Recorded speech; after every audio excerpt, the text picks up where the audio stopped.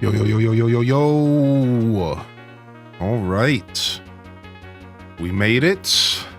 We're locked in. Let me go ahead and set a couple things up here. We got some stuff to talk about this morning. Pokemon Day finally officially announced.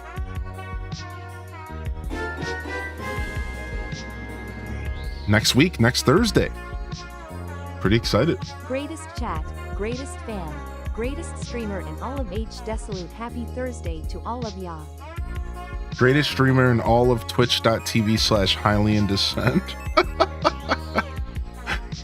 Great, thank you. Thank you so much for the 47 months. I appreciate you, dude. Good morning, Kyle. Thank you. First in the chat, Kita Benita, Morgso, OZ. Welcome to the broadcast this morning. Alto Girl, Scarlet, and Bliss in the building. Happy Thursday.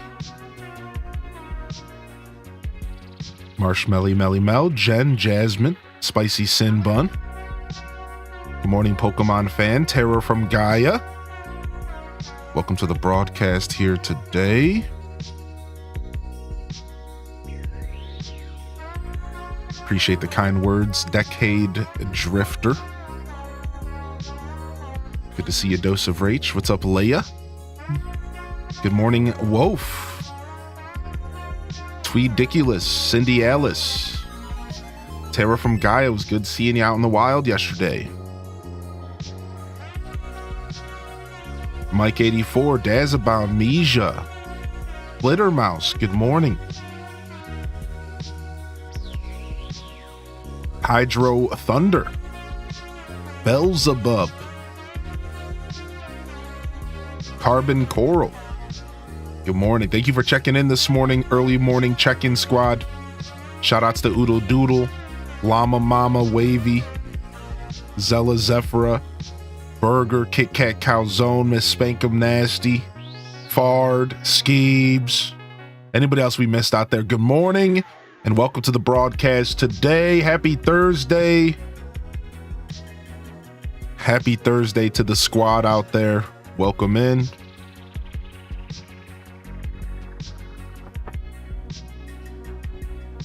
Having the Majora's Mask spin at me from behind me is weird. It's creepy. It's super creepy. Good morning, good morning, good morning. Welcome to the show today. What's up, Mills?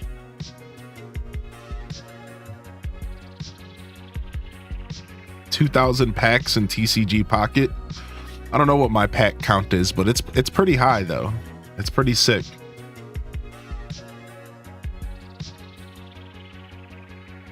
It's pretty sick for sure.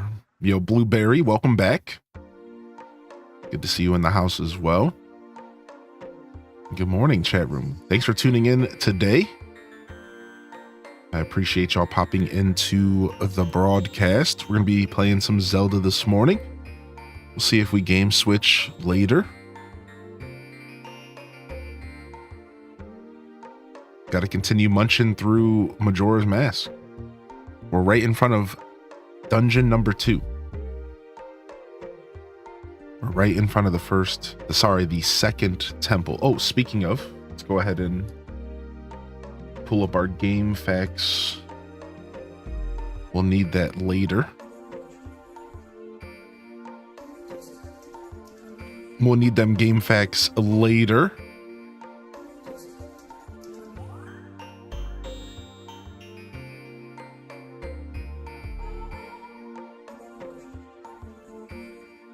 All right.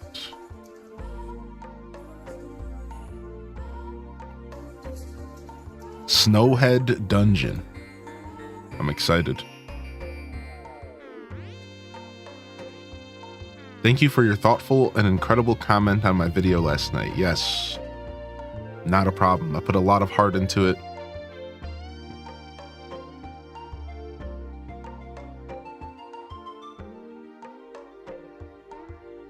Yo, Stratocaster, good morning, buddy. Thank you for the work lurk. Yo, big shout outs to the YouTube lurk squad if you're starting to roll in over there. Enjoy the show over there on YouTube. Thank you for being a part of our lurker zone. That's my second chapstick that's dying. I have successfully killed 2 chapsticks. You have to be honest. When have you ever finished a chapstick? Well, some of you non-degenerates probably will say, oh, all the time, Hylian. What are you talking about? But listen, rarely do you get to the bottom of the barrel here. Usually you lose it by then.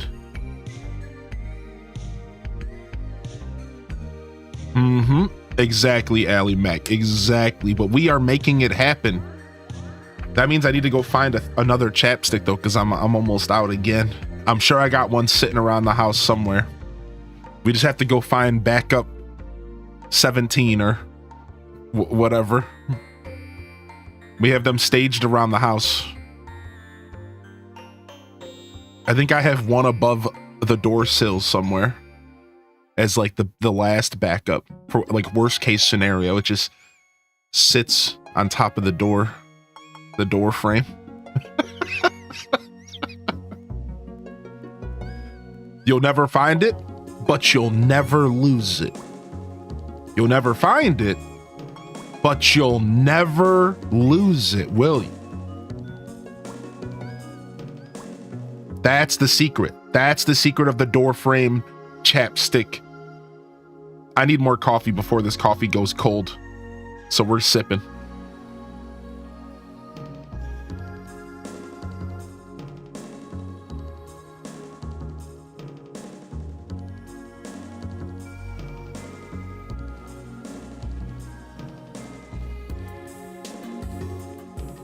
Freaking put my chapstick on before I drank my coffee. I didn't think about it.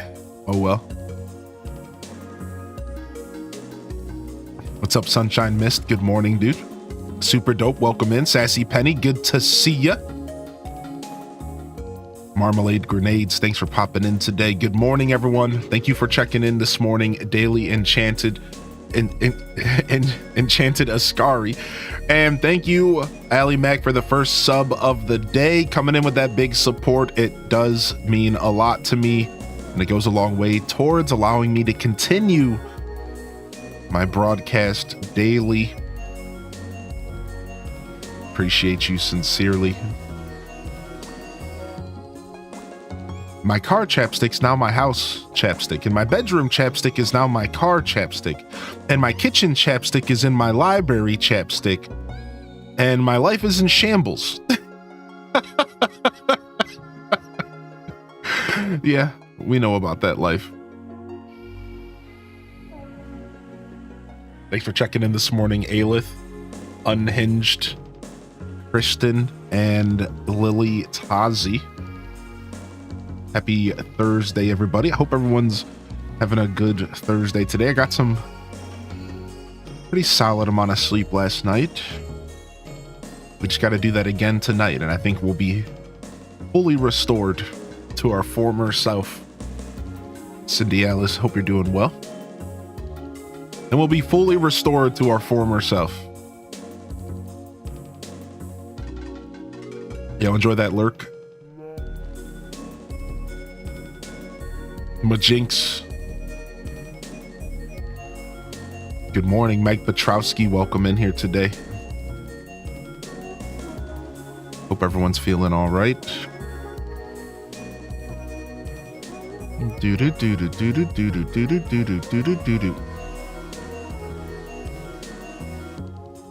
All right, let's hope I don't have to restart the game. See if my controller is properly connected, huh?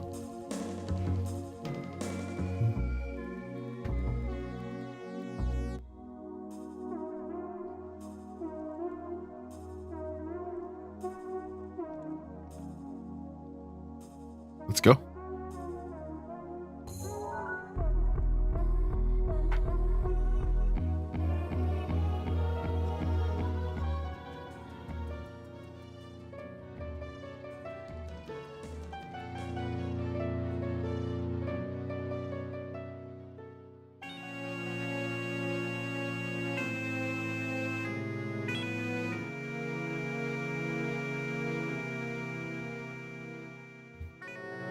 Man, that title drop is too nasty. That title drop is too nasty, man. You gotta have respect for this game, dude. You gotta. I feel like you gotta. Even if you don't like it, man. Sorry, I spam loves on TikTok. Oh, no worries. I didn't see it yet, but now I know. I'm excited to go see what you got. Yeah, thanks. I'll reply later. Okay, dude. No, any kind of traction on any socials is super appreciated, man. Thank you so much. That stuff means a lot. Shows people there's something interesting to be had there, you know, whether it's just a like or a comment. It gives other people a little bit of a push to say, maybe there's something here I didn't think about, you know? So thank you. It's in a way, it's a form of word of mouth, but without directly suggesting, you just suggest through your interactions. People don't all the way think about it that way, but social media interaction for a creator is a form of word of mouth, because when people see other people interacting and liking, they feel like they should do that as well. It's like a form of indirect suggestion. So thank you so much. I'll check it out later. I'll reply. I try to reply to every message y'all send on the socials. I try real hard. I'll do my best, I promise. Big shout out to the YouTubers. I know people have been, I made a post over to the YouTube and talking about the future of YouTube. So if you want to go check it out, you'll find it under the community section. It's very long. I wrote a whole book. I'm sorry in advance. I wrote a whole freaking book about the future of our channel. In fact, I'll go ahead and I'll read it this morning. So we just have it solidified in the Twitch VOD for those that are going to watch this later. So we'll go ahead and we'll read about it.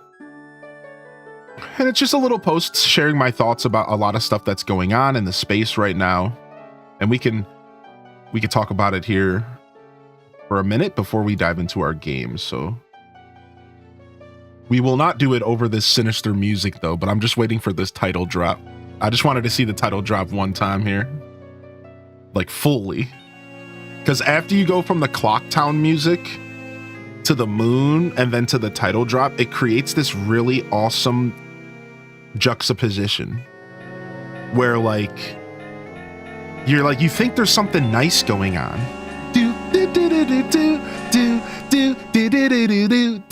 and then all of a sudden it slowly goes to the moon, and then it gets this super creepy. I don't even know what instrument that's supposed to be, right? Like that's mega creep status, dude.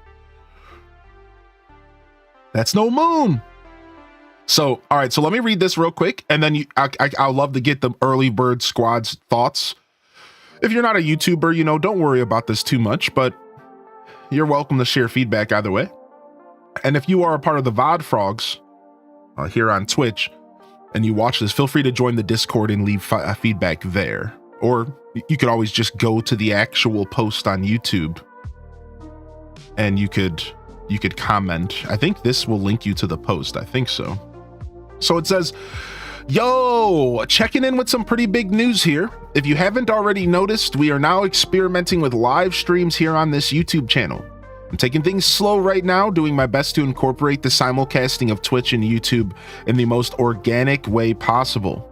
Just know that I will be striving to bring you the best possible quality. We double best possible there. The best possible quality production while continuing to focus my live efforts over on Twitch. Twitch just recently announced that they'll be pushing all creators to move their archived content off of their site by limiting our storage options. This means I'll be moving every last bit of our Twitch archive here and releasing it all slowly to the public over time. So I'm not going to flood the YouTube over there, but I will be releasing all of this archived content. I'm just going to let it hang. We're going to put it all out. We're going to put it all out slowly. And we're going to try to keep it to where we're not annoying subscribers terribly. We could always release stuff not to the subscriber feed, like literally as a form of archiving. I could make it public, but it won't show up to your subscriber feed. So YouTube has this stuff built in So I could just start pumping out this old content and making it available without annoying my subscribers. So this is going to be nice, but that means that you're going to probably have to go look for it. But this is where our Discord comes in. I can start using the channel archives again, the Discord archives, and I can just start posting stuff there. So you don't have to go digging too hard for it. I'll be posting in the Discord as I reveal it or release it to the public. So I think I have a pretty good system. I thought really hard about it, a little bit too hard last night. And I think I know what I'm going to be doing over these next couple months. And of course, I'll have more information as we go. Yo, good morning, by the way, Delore. I see you checking in. Yo, Card Shark, G-Ski.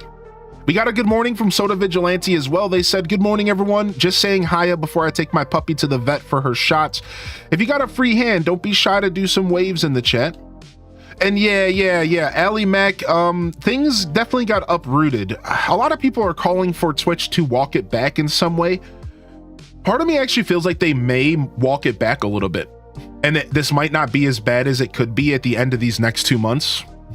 But the TLDR, for those that aren't in the know, is that Twitch just literally shut down my whole highlighting process. It's gone. Literally overnight, I cannot highlight videos anymore. So if any of you look forward to my collection post on Twitch, if you wait for my highlights to watch the VODs, it's all over. It's done. I cannot highlight a single video anymore for the rest of my existence until I move everything to YouTube. I'm locked out. So now any like previous broadcasts have to be sent over to YouTube. I can't even highlight them on Twitch because this is a me problem because I'm so behind on past broadcasts, and because I have so many highlights, I'm actually just completely locked out on Twitch now. I am one of the unfortunate people who got into a really bad position really fast. So now even streams from 2 months ago are just going to have to go directly to YouTube. Here's the worst part. I can't highlight them to cut them down. So I can't, if it's a 12+ hour stream, I have to download it to my computer first, edit it, and then upload it to YouTube cut up, which is all way more time than I have available. I only have 2 months to do all this. So any stream that's over 12 hours, you can't even upload to YouTube. YouTube automatically cuts it off. So this turned into a nightmare for me. Now, all of a sudden, I'm in a really bad place and I have to figure all this stuff out, and I only have 2 months. The problem is downloading 12+ hour VODs on an internet connection like mine takes longer than you would think. I also don't have the available storage. So now, good thing I was already buying an external hard drive. That'll be here within the week. So I'm going to have to download everything from my external hard drive to an external hard drive. And then I'm going to have to slowly edit it to YouTube if it's over 12 hours. Again, it's not the editing that's the problem. It's the fact that I have to do all this by April 19th. Because if I don't do it by April 19th, Twitch is going to delete all of my old content. And it's going to all be gone. You see, if we would have got like a year heads up, this wouldn't even be a conversation. I would say, okay, all right, it's time to move on.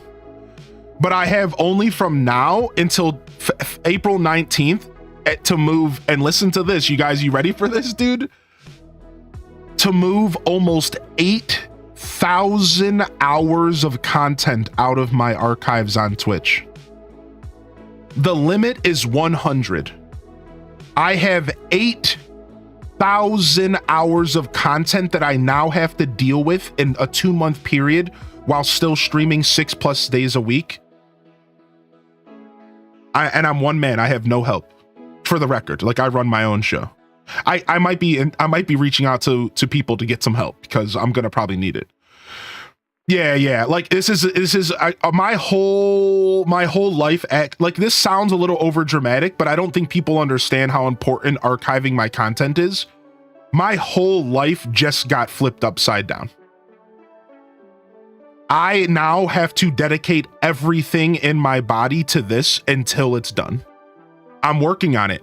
But then I hit a crossroad, because as I was transferring everything over last night, I tried to transfer a 12-hour and 15-minute long stream, and YouTube cut it off. They cut it at 12 hours and they made a second VOD for the 15 minutes, which was me watching the credits. And it hit me. I didn't think about this in the past. I didn't highlight my content in chunks like I should have. And past me failed me in that sense. I have full 24-hour VODs sitting in my archives that I'm gonna have to download to my computer.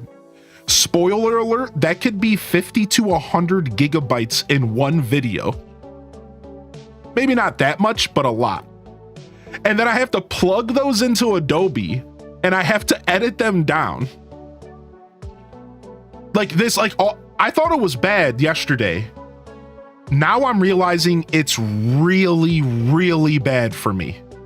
I'm in a really bad place. And I'm like trying not to panic. The first goal is just preserving. So I'm gonna get an external hard drive and I'm just gonna download it all. Because if I can preserve it, then I can deal with the YouTube side of it later. So I have a game plan. I sat down, I wrote a game plan, I'm feeling good about it. And I'm going to get myself some external hard drives and we're just going to get everything off of Twitch. So plan 1 is we're just getting everything off of Twitch. Plan 2 is to eventually get it up to YouTube so that it's preserved for people to watch. So the real losers here are all of you. And that's my least favorite part about all of this. The real losers in this scenario are all of you who love going back and watching my content on the platform that they prefer to be on, Twitch. All of my content's gonna have to be off of Twitch. And like, that sucks, man. It sucks for all of you. Like for me, it's like, I'll deal with it. I should have thought further in advance. This is my fault. I take 100% blame. At the end of the day, dude, I should have never put faith in any company. This was my content. This is my show. This was my journey. And I should have put better effort to do this before this happened. So the reality is that this is my fault. And now I made a bed and I need to lay in it. And that's like, so like, I'm not at all trying to poke at Twitch. I don't care, man. At the end of the day, dude, this just sucks. And I'm going to do what I have to do to make it happen, right? But like, it really is my fault for not having the foresight that I should have expected this. I should have known, and I should have gotten my content off of Twitch years ago. And the fact that I haven't started archiving it is my bad. So I'm going to do my best. I got 2 months. The problem is that that's 2 months while I also need to do everything else. I have celebrations I wanted to plan. I have like stuff that I'm trying to do. So I got put into a pretty tough position because I it's just the time thing, right? 66 cups of coffee your way to deal with. So it just comes down to a rough position to be in, right? So that's like, for those that aren't in the know, you're gonna start seeing a bunch of changes around that. I'm not the only person that's gonna be talking to it. No, Twitch didn't do it, but thankfully other people have. People have been writing Python scripts to get your stuff downloaded off the internet easy. People have been there's a couple different companies that have put programs out there to help people mass download stuff off of Twitch. The problem is that I live in the country and I only have a gigabit internet. I have a single gigabyte download. Now that's better than a lot of people, but all I have is a single gigabyte download. So even still, the problem is that it's going to take me 8,000 years to even download this stuff. Because at 1 gigabyte download, it's not going to go that fast. You know what I mean? You're lucky to get like 500 megabytes at that point. So yeah, like that's really the problem, is like, it's time. Like all they needed to do was say by the end of the year. That's all they needed to do to give us the time to like download this stuff, right? So like, yeah, that's the weird part. It just comes down to time. Like, I don't even care that this is happening. It's just like, why only 2 months, you know? Weird stuff, right? Yo, thank you, Rosie Poo, for 66 months. So to continue reading this, So I carry on to say, and this is over on the YouTube post, so I expect a lot of your favorite playthroughs to make their way over here a lot sooner than expected. Most of this stuff won't be edited much, if at all, but I'm sure it'll be fun for some of you to dive into the history of my Twitch journey through some of our most amazing playthroughs and moments throughout the years. And if you're in Discord, we already posted a video from the archives, my first ever KK Slider concert. I posted it in my announcement section last night.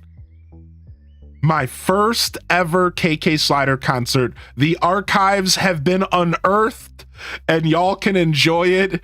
It was already on YouTube unlisted, but I just posted it to the public. So it's pretty funny. It's pretty funny.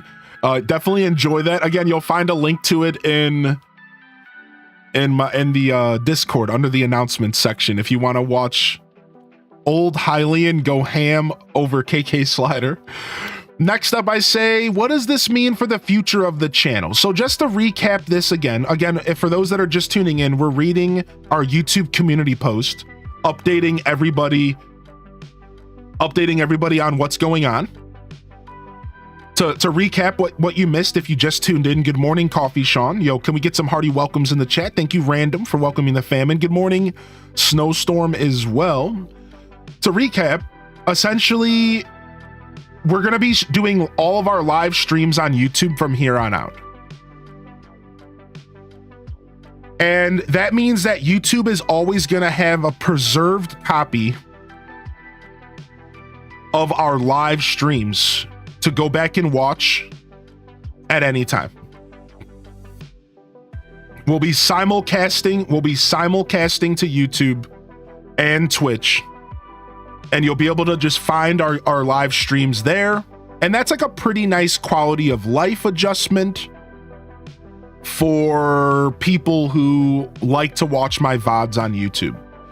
Now, the problem is, it's not quite the quality I want it to be yet, and it could take me a couple months to get the quality there because I don't have the internet connection and I don't have the technology in my house to stream and encode two separate videos. So right now, the way I'm doing it makes it to where the YouTube side of things are a little under the quality level for production, especially for content like Scuffed Eats. Content that is focused on the camera, it's all gonna not look good at all. And it's a little sad, but we'll get there. For now, you'll be able to watch stuff on Twitch, and you'll have to pretty much kind of like focus your Scuffed Eats watching on Twitch, but YouTube will still be good there for radio vibes, for lurking, and for those who don't care about a slightly blurry camera. Not all of you care about a slightly blurry camera. You still enjoy the content, and all of you are the real ones, and I appreciate that. Just know that I'm working on getting that production better on YouTube. It's just going to take me some time. Otherwise, you can enjoy the simulcasting of both our streams on Twitch and YouTube. Again, this is massive for the YouTube gang because we're going to have a guaranteed preservation into the end of time, or until YouTube makes another one of these moves, of my content. And that's really nice, again, to just not even have to think about it, not even have to click the export button. It's just there. All right. Otherwise, to recap, with Twitch's announcement on storage, you're going to have to find most of my VOD content on YouTube. So if you haven't already subscribed to the YouTube, I don't say this to get subscriptions or whatever. I say this for those of you that care about my old content. You're going to want to subscribe to the YouTube because by the end of these next 2 months, none of my old content's going to be on this channel outside of the previous 60 days VODs. So to quickly explain how it works, as a partner on Twitch, my videos last for 60 days before they disappear. You're always going to have access to that. You're always going to have access to the past 2 months of content, which, to be fair, is fine. Like, that's cool. 2 months is a long time. But if you're somebody who likes going back and watching Tears of the Kingdom, well, sadly, that 2023 playthrough is going to be moved to YouTube, and you're gonna have to watch it on YouTube. And it's completely out of my hands. So if you are one of those viewers, those VOD frogs, those lurkers here, who like watching my old playthroughs for comfort or for enjoyment or for knowledge, you're gonna have to start getting used to using that red play button website. All right, it's just gonna have to be the future. And I never really wanted to push people off of Twitch onto YouTube. I liked the idea of keeping you all here because this is where my home is as a content creator. But apparently that's not gonna be the case anymore. We're no longer able to call Twitch our home outside of live content, clips, and that's it. So like, this is a little jarring for a lot of Twitch viewers, but I'm gonna say it one more time. We're all gonna have to start getting more comfortable with the idea of going to other platforms to enjoy my out of live content. If it's live, I'm here. If it's live, I'm here. If it's not live, you're gonna have to find your platform of choice. I'm gonna use YouTube and YouTube Shorts, and I'm probably gonna use TikTok if it sticks around.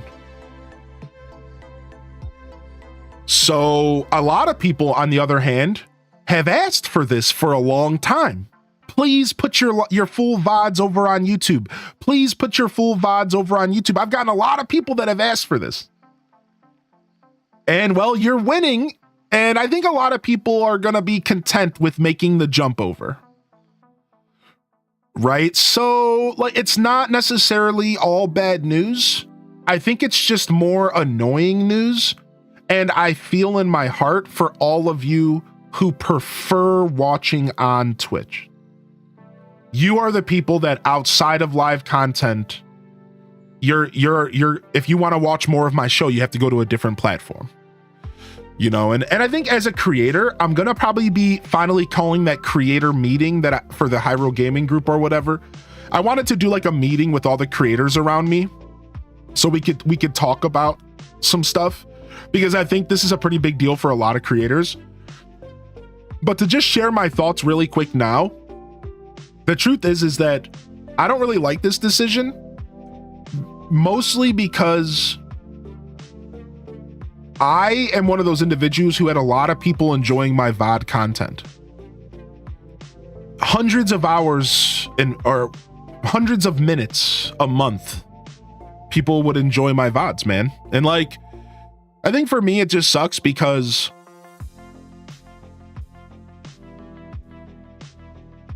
I think there was something comforting in knowing that people could enjoy my content when I wasn't live on Twitch.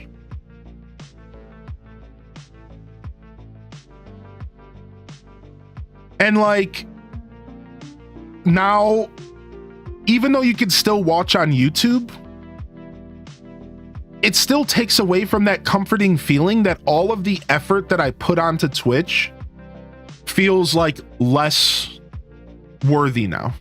It's like all of the effort I put into Twitch and archiving and creating this super cool experience here, now I'm being forced to like split my community's attention to YouTube.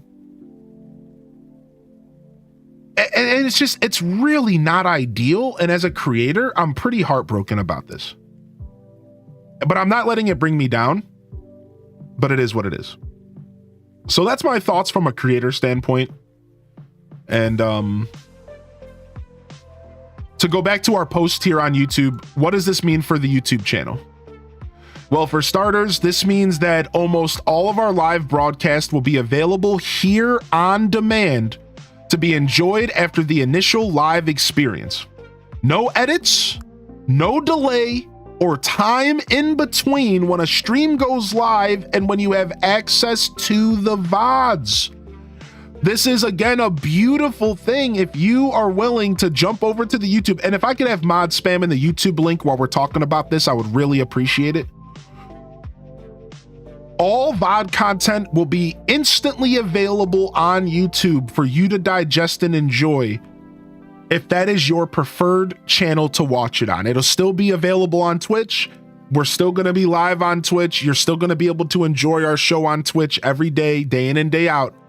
But for those of you that prefer YouTube, you win. You get a thumbs up and you are allowed to, you're going to have access to all of my VODs, no delay. Think about how many times you might have said to yourself, maybe not the proverbial you here, man, I missed Hylian's show.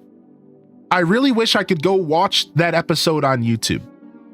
Like, oh, I missed the first episode of Hello Kitty.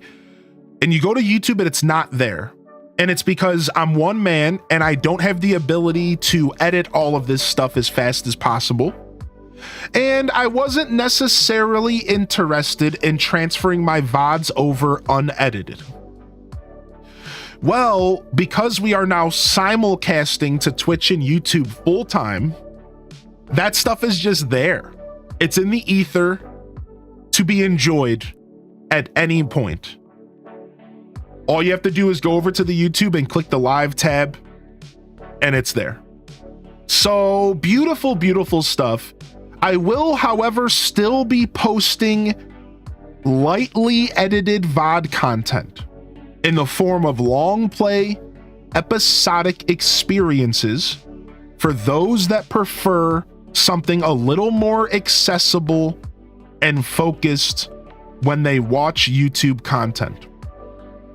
An example is sometimes I switch between multiple games during one stream. These videos would just focus on one game or one segment at a time. So again, just because I'm transferring all of these unedited, raw, live broadcast over to YouTube, it doesn't mean that I'm not going to still post lightly edited stuff or stuff that is highlighted to just showcase one game. So on a day where I play games for 12 hours and I play 3 different games, when you go to YouTube, you'll be able to find the 4 hours of Luigi's Mansion, the 4 hours of Majora's Mask, and the 4 hours of Animal Crossing Wild World neatly separated, put into playlist, and labeled in an episodic fashion. Episode 1, Episode 2, Episode 3. For you to just really sit down and enjoy. Again, I did this stuff all on Twitch, and now we're just doing the same thing over on YouTube. So not only are you going to get the full live experiences that include all of the nonsense and the yapping and the lurks, but you're still going to get some of that lightly edited stuff. You're still going to get some of that more focused content as well, because I love the idea of having playthrough playlist. I love the idea of having episodic playthroughs, long plays of games. And you'll be able to enjoy all that content. Some of the episodes might be 10 hours long, some of them might be 4 hours long, but either way, they'll be there to some extent. And then lastly, I'm still looking forward to having fun and releasing more curated content, more YouTube style content in the future.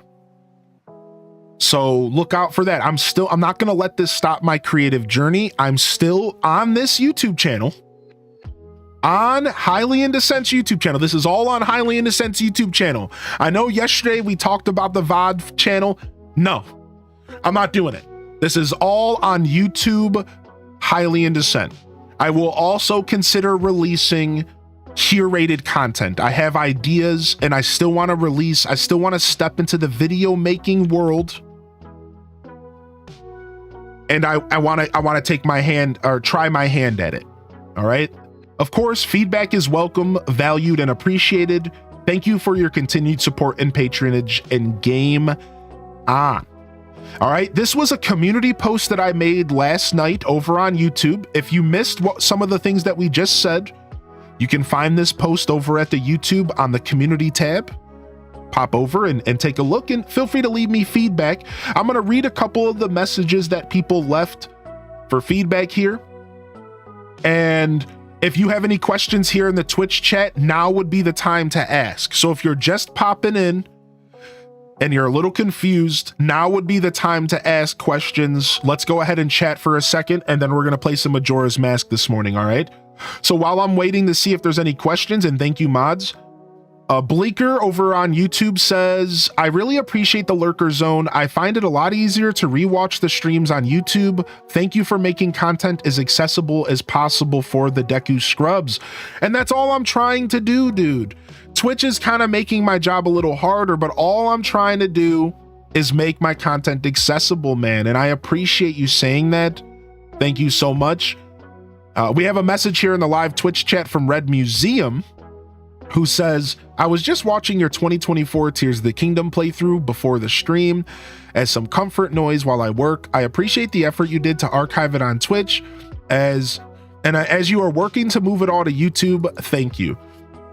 No, thank you, man. Thank you. At the end of the day, I would be goofy to not capture this beautiful experience, this journey. This is my journey. This is years and years and years of my journey. And I want to capture it all, even if it's unlisted, even if I don't ever release it to the public on YouTube. And I want to keep this stuff preserved, you know? Dazabound says, just one thing I don't like about the change. On Twitch, you're able to pick out a certain section of a VOD and put it into a dedicated playlist. With the simulcasting, you just get the pure VOD upload. No way to extract a certain segment and archive it in the same way. Ah, interesting. Right. So like, that's why Twitch is still going to be a big part of what we do. And I imagine that in 6 months, what this is all going to look like is I'm not going to have many highlights at all on the channel anymore, because 100 hours is like nothing. And instead, I'm going to use that 100 hours of space to do exactly what you just said while I transfer it over to YouTube. So for example, if I do a 12-hour stream on Twitch and YouTube, the YouTube VOD will just sit there 12 hours. On Twitch, however, I'm going to cut it down to 4-hour segments and post those 4-hour segments separately to YouTube. That's right. So we're going to be doing both. We're not only going to have the full VODs for you to watch, just like they are on Twitch, we're also going to have the highlights posted as well. I'm just going to post it all because I don't really see a reason not to. And the only thing that I might do eventually is I might go ahead and start to delete my old live broadcast after like 90 days. The same thing with Twitch. I might just do it manually, and I haven't decided this yet, but I might just treat YouTube like Twitch. I might, after 60 to 90 days, I might go in and delete live VODs. So, and that would be only if I did what I just said, highlight them and post them individually on YouTube. If I took the time to highlight and post them individually, then that live VOD doesn't really need to sit there, aside from the people who just really love watching the whole thing, which I know people really like that, but I don't necessarily see a ton of value in that. And I think that maybe in the future, we could kind of keep that live video storage on YouTube limited to like the past 6 months or something. Something that's like a little bit more palatable and maybe just a little less overwhelming. But I don't know. I don't think I have to do that. I could probably just leave them all there because it doesn't really matter. So I'm kind of just sharing some thoughts on that. Great comment. And just know that I'm going to be doing both. I'm still going to be highlighting on Twitch, and I'm still going to be posting those highlights to YouTube separately, maybe even with thumbnails. Maybe even like with thumbnails, right? Like if I feel like going that far. So we'll see. That could be a lot of work, but we'll have to kind of suss it out. Yo, good morning, Ice Cream Cake, and good morning, Bookworm Maya, and Emo Eyes, and Lernova the Pooh. Thank you so much for popping in here today. Sassy Penny good morning as well. Tales from the fandom, yo, thank you for popping in. Good morning, good morning, good morning. Thanks for checking in this morning, Abyss and U23, Cerulean and Aaliyah Renee. Thank you so much, Toad and Dougsy, Owen and Dear Diary. Thank you so much. And again, Rosie Poo, thank you for 66, dude. Our next comment over on the YouTube section is Ghosty. They said, as a heavy Twitch watcher, I have Turbo. I prefer when channels I follow upload their whole unedited VOD onto YouTube. I can scrub through the downtime myself, and a lot of the time I like to see what's happening in chat if the streamer leaves the chat on screen, just another viewpoint. So this is a really good point that I want to talk about for a second. Good morning, Spicy and Ali Bobally. I want to talk about this for a second. This is actually a really good viewpoint. Also, that is such a cute little emote, Love Smash. Oh, that's a Twitch emote. So Midna, thank you for the work lurk. Guess what I found out about this whole thing? Listen to this, dude. Listen to this. Is a little bit of a rabbit hole. Twitch VODs. When I highlight a Twitch VOD from 2023, there's still a chat. Does this make sense? You know how you all are in the chat room right now? That chat room is still there, even in my Twitch VODs from 2020, 2019. You can see the chat interactions from years ago, and it provides a lot of context to the stream.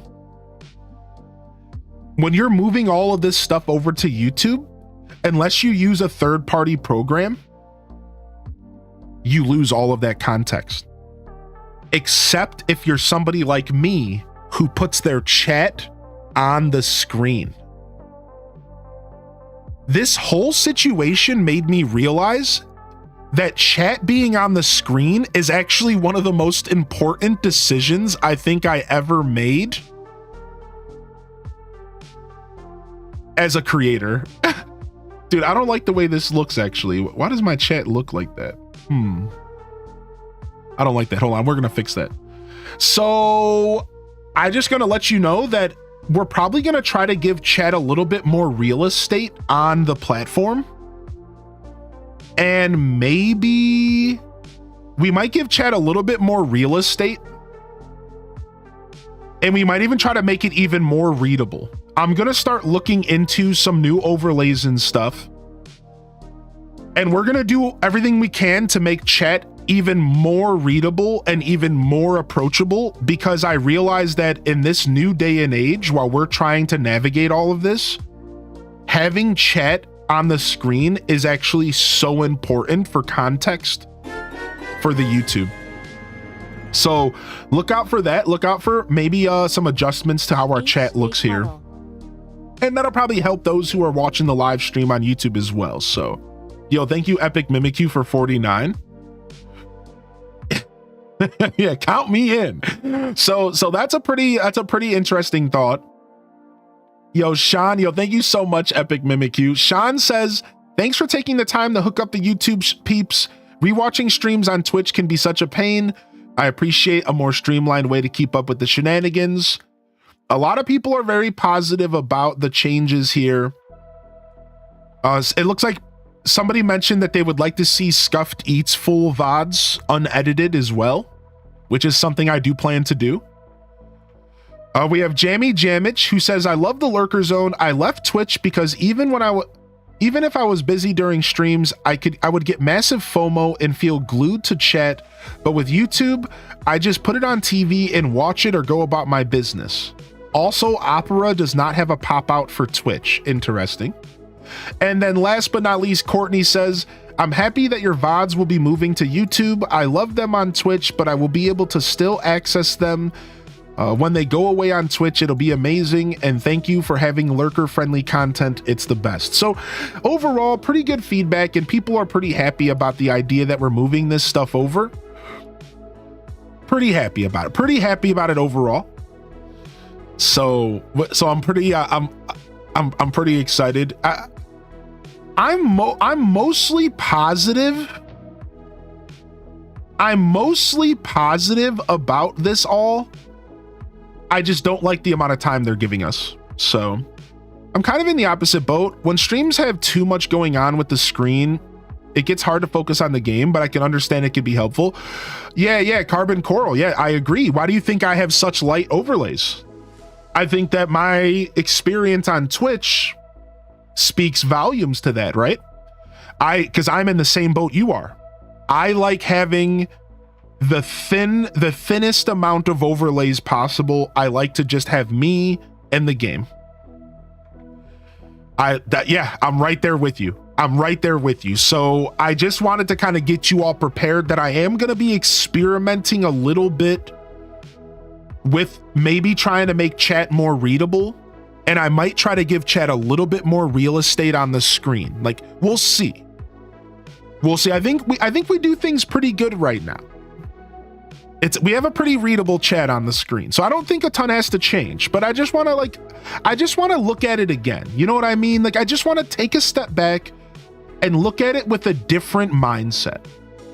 And that mindset is, I never considered how important chat could be to the context, because I always had Twitch and Twitch had the chat. So now I'm realizing, well, wait a second, maybe I should make sure that as we go into the future of our content creation, that the context of the Twitch chat is kind of left intact. I just want to just take another look. You know what I mean? Like, I just want to take another look with a clearer mind. Like, I never really considered it. The truth is I just put chat on the screen. Originally, the whole reason I put chat on the screen was because I knew I was going to be transferring everything to YouTube one day. So this is one of those situations where I did have foresight. And I think we're doing a pretty good job. So, thank you, Spicy Sin Bun, and thank you, Trevor. Thank you, Trevor, for letting me know, dude. I appreciate you, man. What's up, Nerd Dad? Good to see you, buddy. So yeah, that's it. That's a wrap. We can move on from this. Honestly, I had zero intentions of popping in here and talking about this today, because I don't think many people actually care in that sense. Like, I'm not in a rude way, just like, this is a very fourth wall breaky. This is all very behind the curtain, and a lot of people aren't here for that. They just want some games and some good, comfy vibes, right? So I figure whatever, we'll spend the first hour talking about it so I can get it out of my system. Again, if you want to keep up with what's going on here, we do have the YouTube channel with a community post that will explain everything in pretty heavy detail. All you really need to know is nothing is happening to our live broadcast on Twitch. Twitch is really not changing when it comes to the live stream. I'll still be here 6-7 days a week live on Twitch. The only thing that's changing is what we call highlights. Now, this is really confusing verbiage. There is a thing called past broadcasts, and on Twitch, automatically, everything I do is saved for 60 days. And you can always go back and watch 60-day-old content right now. However, Twitch used to have a system where I could highlight a stream to preserve it. All right? That is going away. No longer am I going to be able to store content on Twitch that is older than 60 days, except for clips. That is all you need to know, and this goes for every channel on Twitch. Now, I can store some. I have 100 hours worth of stuff I could store. That's a half a month for a guy like me. I stream about 200 hours a month. So just know that the past 60 days of content is always going to be here. Anything behind those 60 days, you're going to have to go over to the YouTube, and we're going to start transferring it all over every day. One for every day. We're getting every playthrough we've ever did on this platform over to YouTube. Every playthrough. And I'll have to jump through some hurdles to make it happen, but we're going to make it happen. All right. So how old was the video you posted to your story? That was from 2019. That's from 2019. I imagine there was just low engagement with past broadcast on Twitch. That's what they said, but at the end of the day, who knows?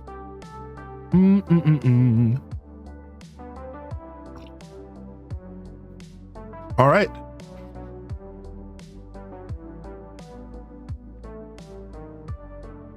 Yo, Dazabound, good luck, buddy. Take care of yourself, man. Yo, good morning, Mary. I hopped over to YouTube and watched the whole stream while working and I loved it. Yeah, Lurker Zone is live, baby. Lurker Zone is live, baby. All right, sick.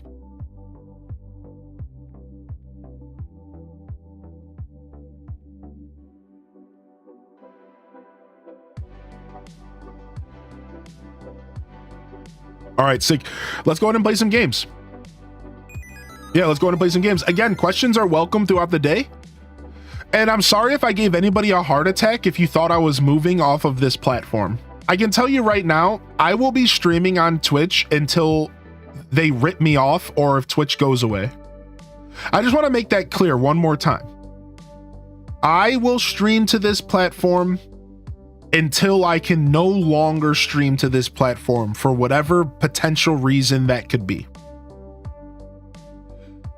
Just for the record, I don't, if we ever have these talks, the first thing that you want to dismiss from your brain is if I'm leaving Twitch.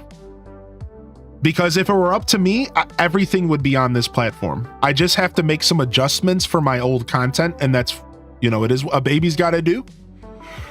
But I apologize if I scared anybody this morning. That certainly was not the goal. But I understand, because these conversations, you jump in the middle of the conversation and you might miss the context, right? So I get it. I get it. Good morning, Stella, and good morning, Aubrey. No, I keep forgetting to pull that stuff, Aubrey. I'm sorry. Yo, Trickster, good morning. There's a fourth wall with Twitch streams? Yeah, there is. The best Twitch streams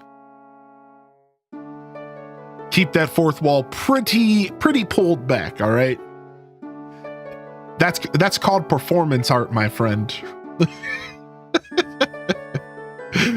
I watched live Twitch broadcast yesterday. They said the storage was expensive. I assume in cost cutting, the bottom line, they no longer want to pay for it.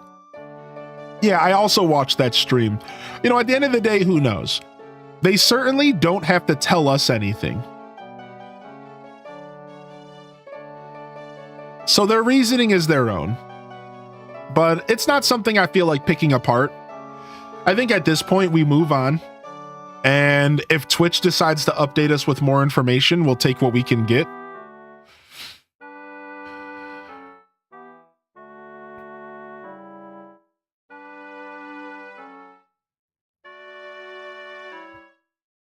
No, we didn't watch the preview. We didn't watch the preview. However, Pokemon Day got announced. Pokemon Day got announced for next Thursday, 9 a.m. We get to see what Pokemon's cooking.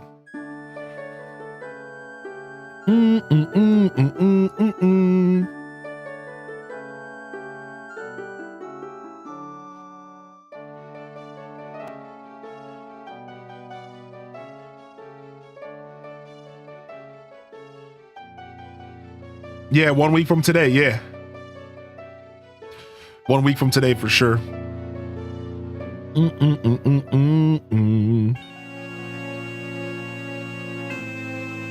So excited for Pokemon Day. Oh yeah, we'll be here. We'll watch it live. We'll watch it live. We'll probably just go live just for Pokemon Day that morning. We'll probably go live at 8.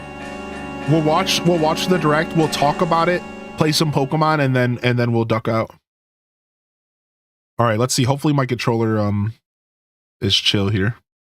No, I did not watch the update. I do know that they made an update, but I did not watch it.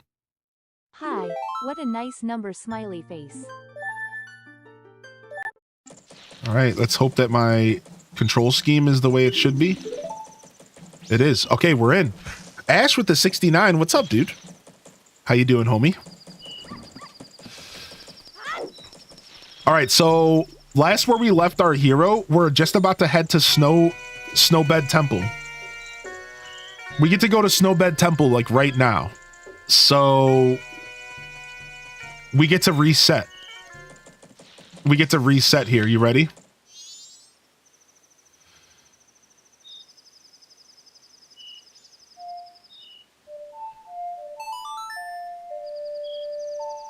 I think I played it backwards. I'm used to playing it inverted. Yeah, I played it backwards. Oops.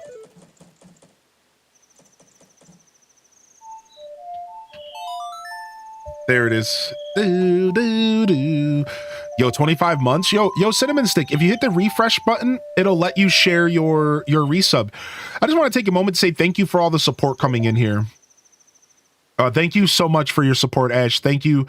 Bits, subs, donations, they all go towards allowing me to continue doing this, to have the luxury for when decisions get made like Twitch made, that I could go out and afford to buy an external hard drive to preserve all my content. That's brought to you, that's available because of all of you.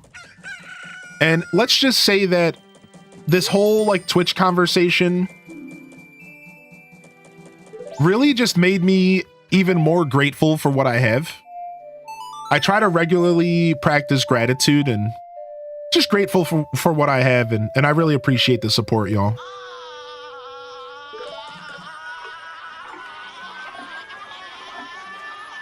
And my heart goes out to creators who maybe don't have the ability to. The freaking Kel. Why does that Kel alert go on for so long?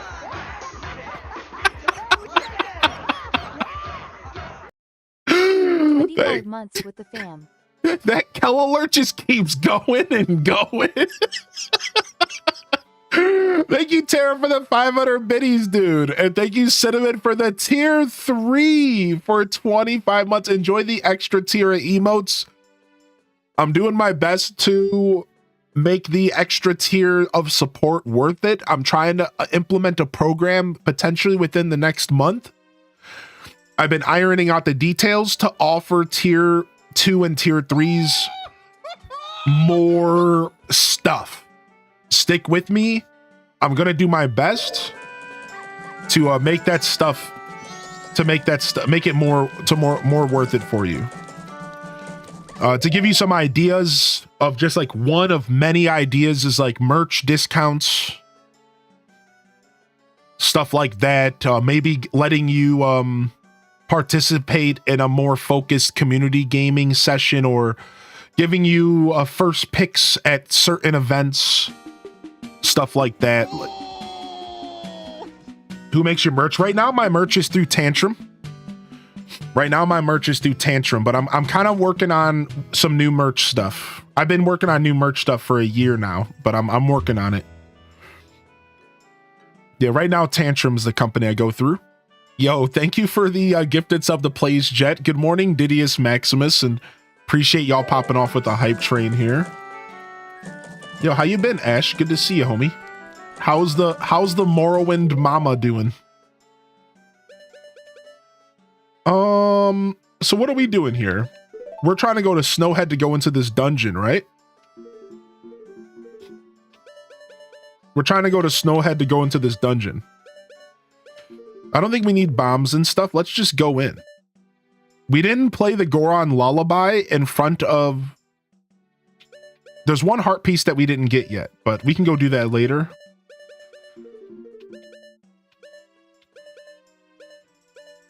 We want the Song of Soaring.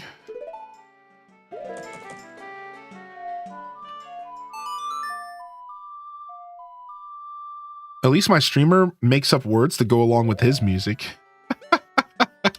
You're funny, dude. Working and planning as I usually do. Enjoying my morning time here as always. Oh, thank you, Ash. Get some arrows. It's a good idea. How did the dungeon go? We didn't end up doing the dungeon. We stopped in front of it so that we could enjoy the dungeon first thing this morning. How about that? So we're going in right now.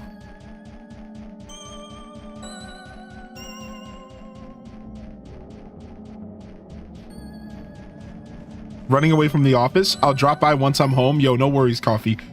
Enjoy a safe trip home. Yo, back up. Nah, ice. Oh, there's some arrows.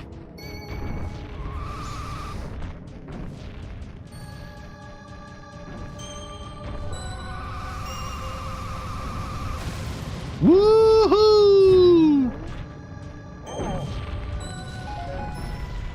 Dude, I love this game so much. Top 5 Legend of Zelda dungeon personal list. Yo, chill, B. Chill. Well done. Chill. I honestly have been looking forward to this dungeon the whole time. There's only one part of this dungeon I'm not looking forward to. Otherwise, I love this dungeon as well.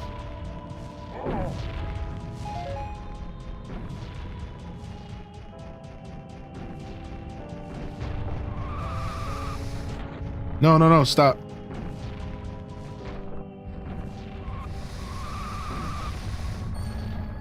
Ugh. I need to go further back, I think.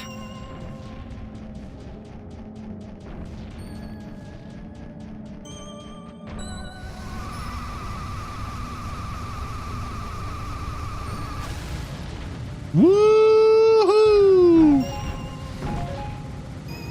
Yeah!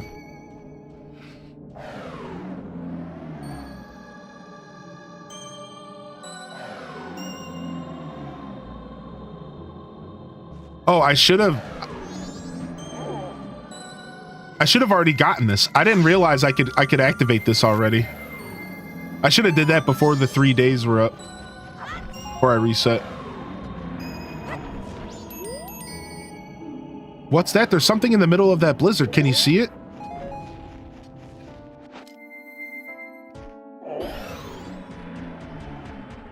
Ooh, I want this fairy.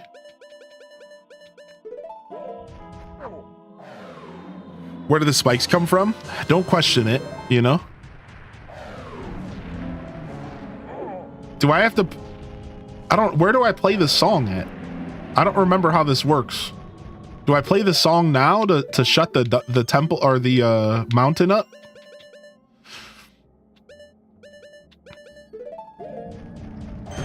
Ow.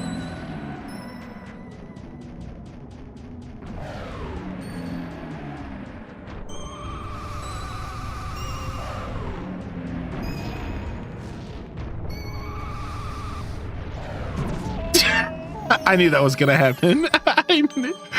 You're playing Zelda on 3DS alongside you. I was playing last night and died at the end of a dungeon boss. Had to start from the beginning. No, that sucks, dude.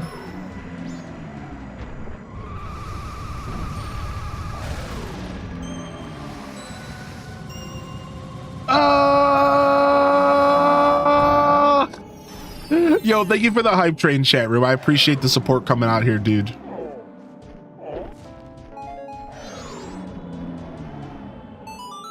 Yeah, I'm supposed to play the song. That's what I thought. My memory told me that I need to play the song here, but I didn't remember. A, right, left, A, right, left, right, A.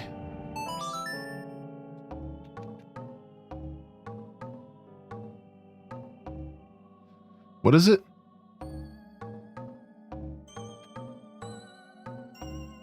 I thought that was it. What am I doing wrong? A, right, left, right, A. Oh, I'm adding an extra.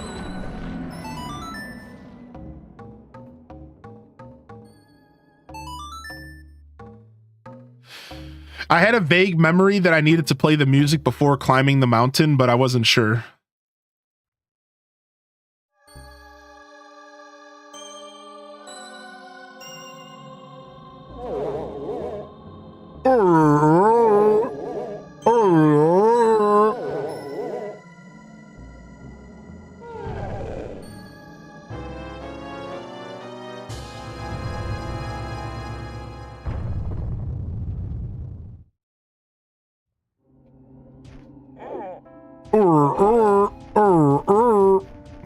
Nice.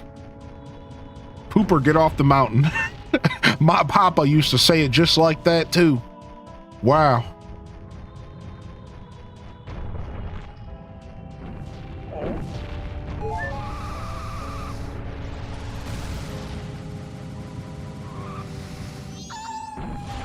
What? You want to go?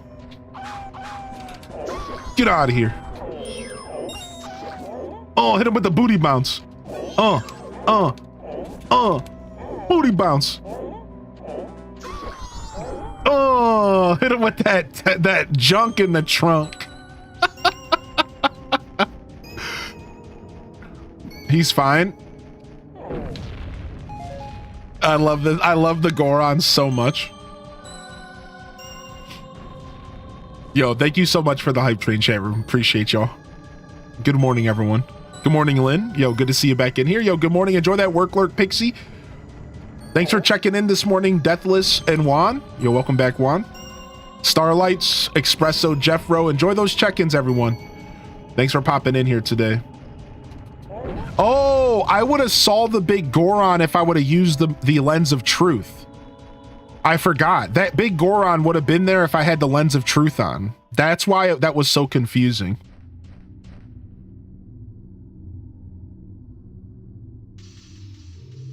We made it.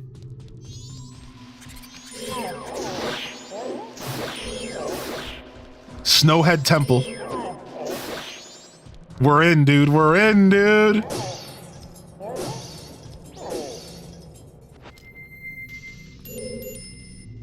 This is kind of big. Oh, okay. I literally switched early. I was hoping I could just go back to being Link.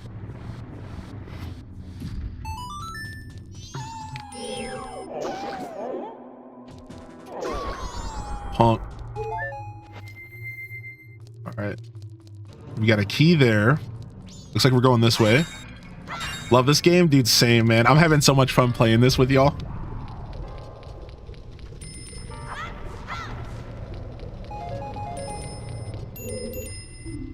Slippy place like this, curl up as a Goron and roll your way across. Why don't you try it?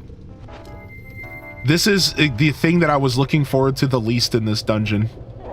The fact that they make me play this weird platformer minigame. I hate it!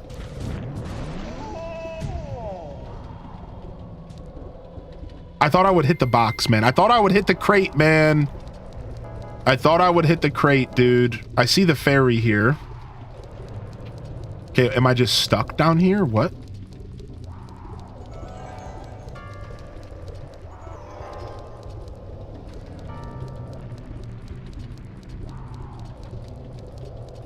What the frick, man? Can Goron just walk in lava? Oh, wow. Sick. Dope, dude. I don't think I knew that, man. I don't remember this at all.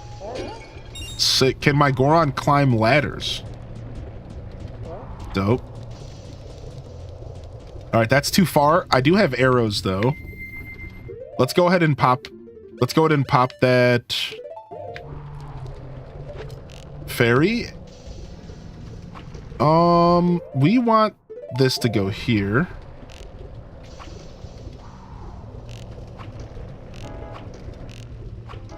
Oh, you can't pop it with a bow? I could have sworn you could have popped that with a bow. Okay. We also need our fairy mask equipped. So let's go ahead and equip this here and fairy mask here and then bow in the middle. I think we'll be good with this setup. Goron's lived in I understand Goron's lived in a volcano, but I didn't think you could just walk on lava like that. I didn't realize Gorons could just walk on a liquid without falling through it. I'm talking about buoyancy.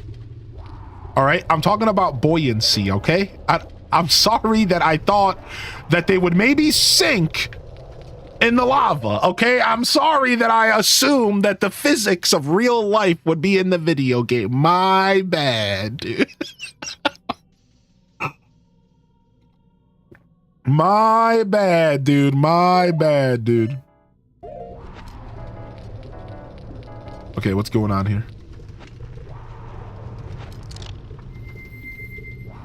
All right, and we have a guide for after to make sure we get all of the fairies. Oh, there's something going on with the lens of truth there. Oh, I'm gonna have to be doing a lot of menuing in this playthrough, is what you're saying. We're probably gonna be doing a lot of menuing. Okay. Oh, sneaky. Okay, good call out. Thank you for that.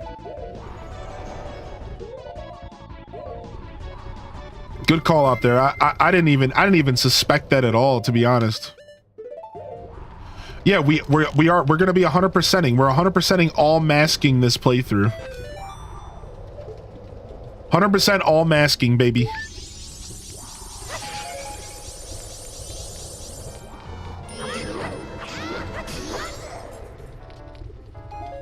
All right, I need a way to melt that ice. I can go up there or down this way. Oh, hey, hello. Hello there, friend. This temple is tricky. Yeah, it's fun. I don't remember a ton about it, but I remember getting a little stuck in here. Yo, thank you, Tails, for the gifted to Mills. You don't have to do that, man. Thank you, dude. I hope you and the family are doing well. Thanks for sniping Mills. Oh, it's this dungeon. I remember this whole nightmare. Oh my god, is this dungeon? Actually, it can be kind of a lot, dude. Holy heck, do I remember this. It's all coming back to me. It's all coming back to me, man. Oh, here it goes, dude. Yeah, my least favorite part of this dungeon is like the whole... Not even that. My least favorite part of the dungeon is when they force me to like do ramp stuff with the Goron. I kind of don't like that stuff.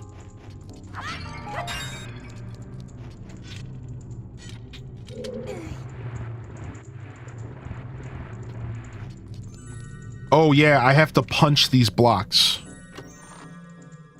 Yeah, I love this dungeon. I think this is probably one of the best dungeons in the series. If you really break it down... Oh, I thought I could punch these guys. I really think this is one of the best dungeons in the series.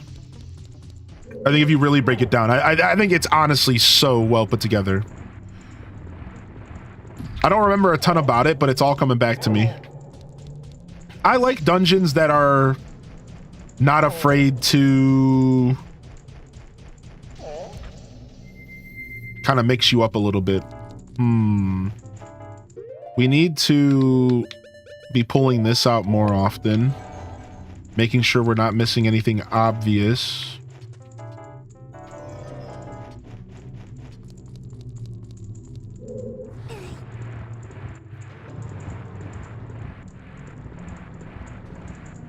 I watched too many musicals that I 100% expected you to break out in song. Yo, Starlight.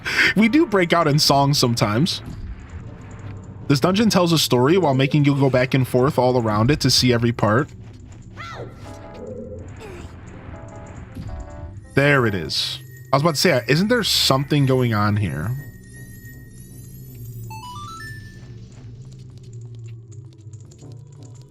Interesting. Now, I don't know if I can get up there yet. What's the dungeon item in this dungeon? Is it a hook shot? That's something I don't mind being answered while I'm figuring out these puzzles. But I do like to figure puzzles out myself. No, I'm not using an N64 controller. I'm using my 8-bit Do Ultimate Pro controller, which isn't ideal, but it works. Are we getting a hook shot in this place? I don't remember what we're getting in this place. We're getting some kind of gloves. Oh, interesting. Okay.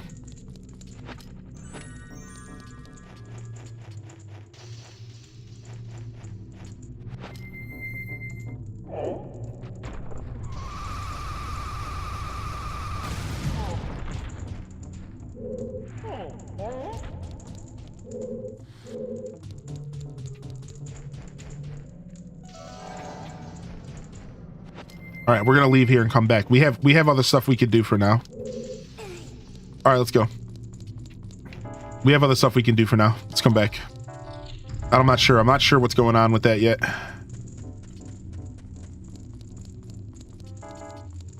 Boom, boom, boom, boom, boom, boom, boom, boom, boom. What's going on here? I was in a musical in high school. I still remember the songs. I was in choir. I remember my choir boy songs.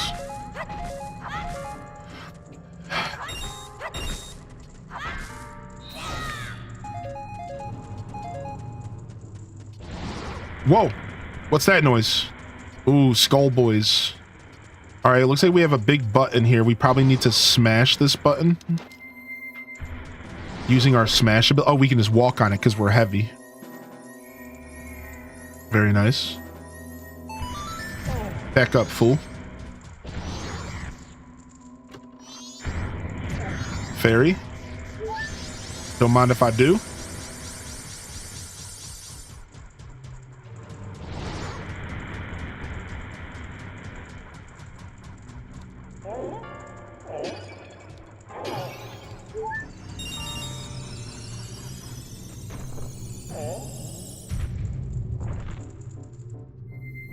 Yo, good morning, Knight Rider. There's another fairy in here. This is a pretty big room, so it makes sense that there's more in here. Is there a door on the other side? There's not. Okay, let's go this way. Let's go back up.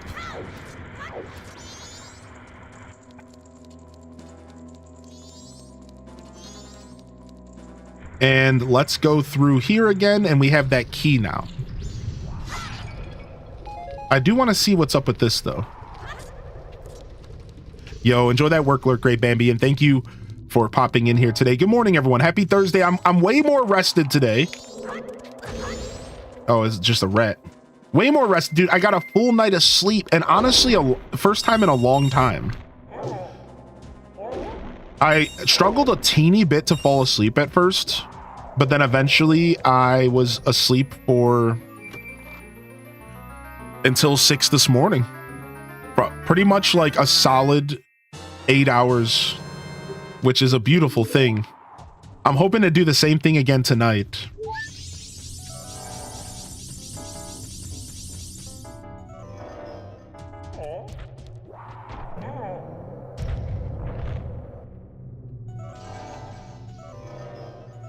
Okay, I see all that.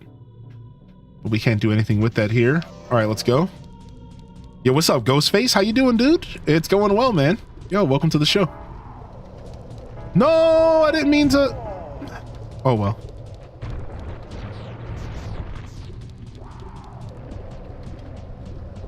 I woke up at 3, scrolled for an hour before my phone told me to go to bed. I'm sorry to hear that, Cozy. It was gloves and ocarina. Yeah, I don't exactly remember what item we're looking to get here.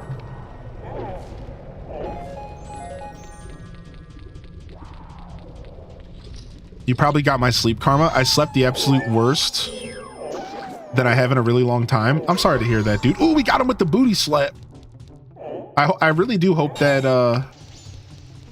that you managed to get a better night of sleep tonight, Starlight.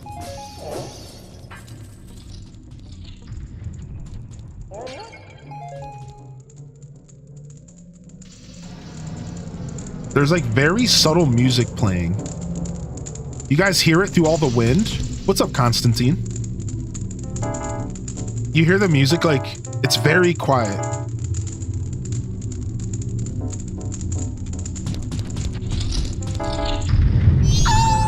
No, don't. Why'd the wolf respawn? You're screaming in our ears, dude. I just want to listen to music. Thank you. Majora's Mask.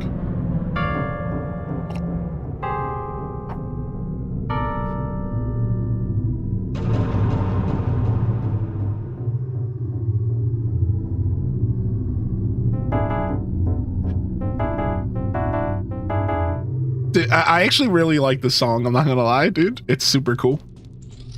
No pun intended on the cools and chills. All right. I understand it's a winter level. No. I got you baited by the wolf. Get away from me, dude.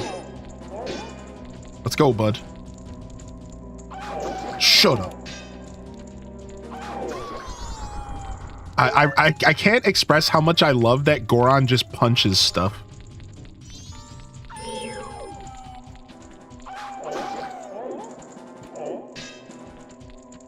Oh, and he also smacks stuff with his cheeks. I can't express how much I appreciate this.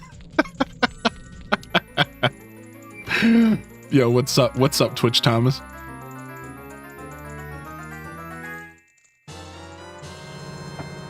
Oh, okay, we're getting fire arrows here. Oh, that makes sense. That makes a ton of sense. Okay. That'll help me wrap my head around what I might be doing in this dungeon. Having that knowledge is a little bit early is pretty nice, actually. Okay, we could probably just bomb this, right?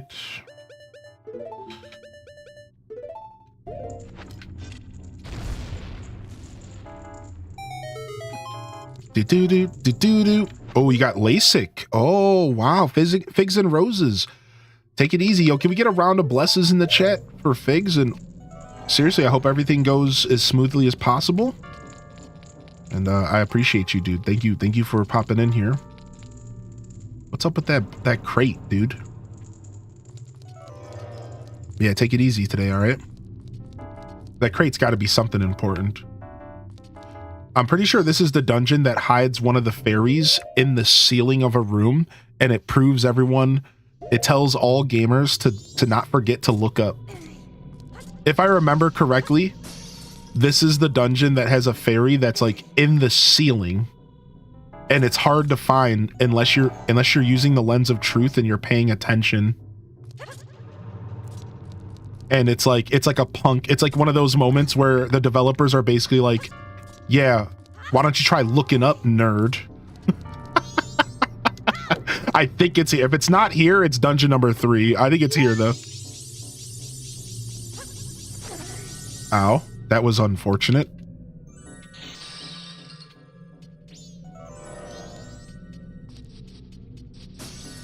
We don't have another key, so we're gonna need another key before we can go further here. Interesting. What? I won't be able to watch stream later, but maybe I can listen. Yeah, you can probably listen in. We have a pretty okay stream to listen to.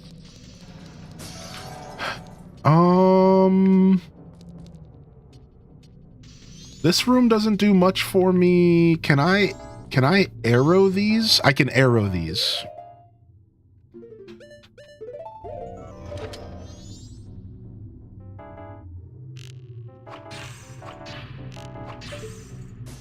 Now this room does something for me. Right?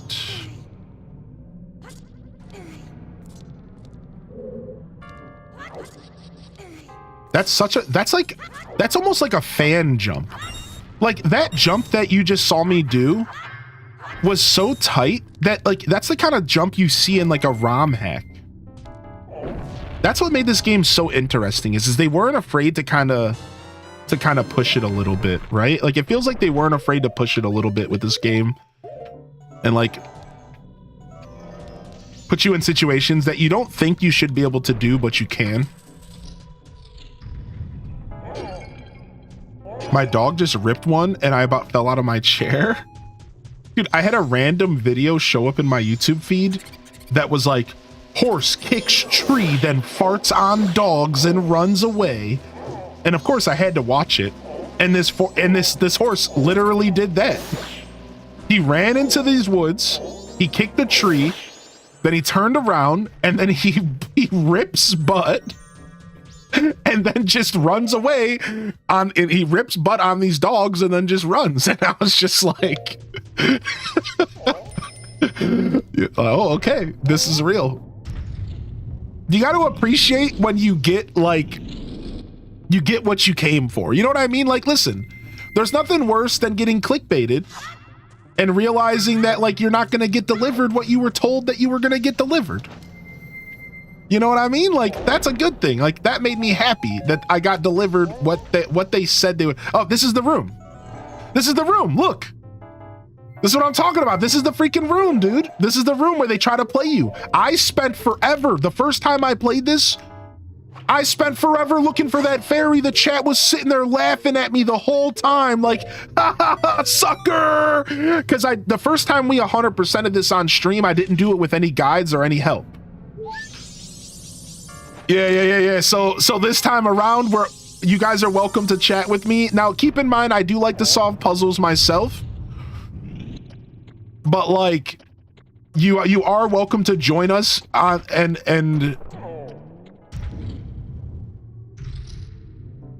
you're welcome to join us and have fun in the discussions. And if it looks like I'm obviously missing something, you're welcome to chat with me. This is, I guess what I'm trying to say is that backseating is never friendly, but there is no spoilers. You're good. Spoilers, you're good. But, you know, backseating is always something I think that you just want to stay away from. Let's be real.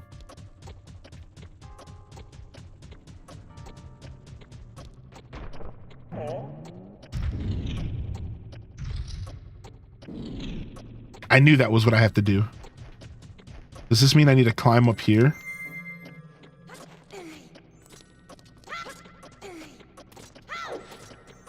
Nice. The fart video has integrity.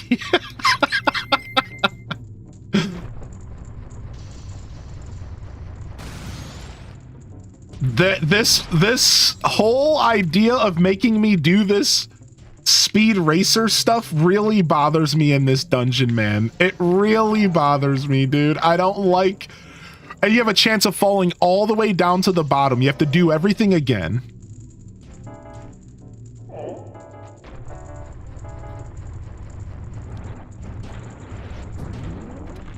Like, look at this. Like, what kind of game am I playing?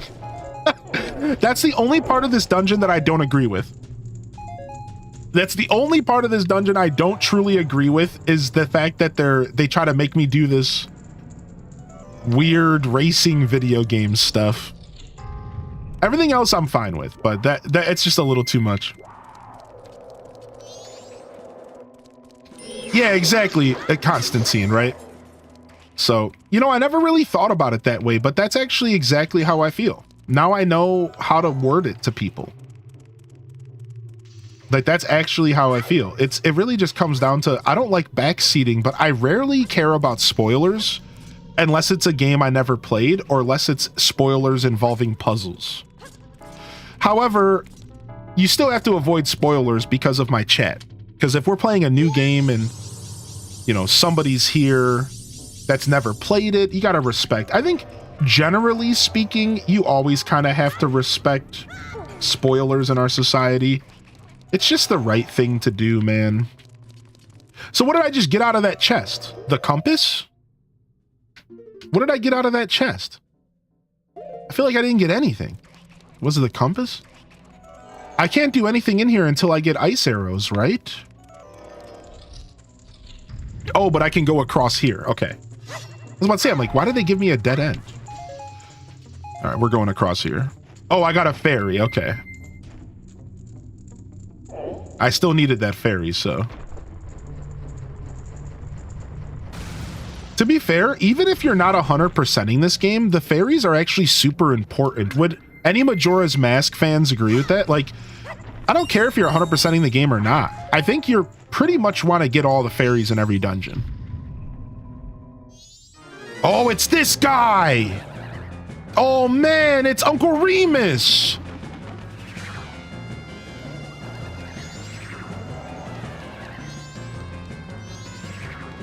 I don't remember what I'm supposed to do here.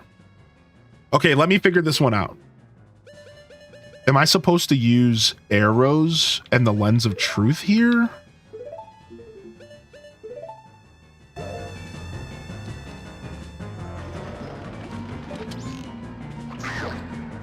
Arrows indeed.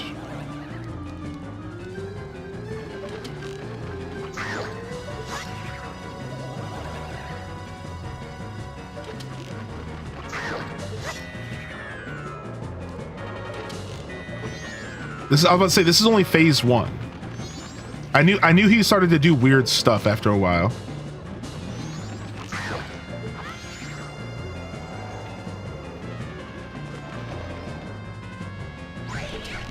Oh, he gets his first hit on me and he thinks he's big-ish.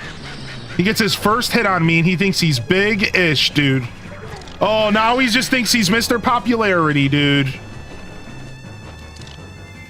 I didn't mean to do that.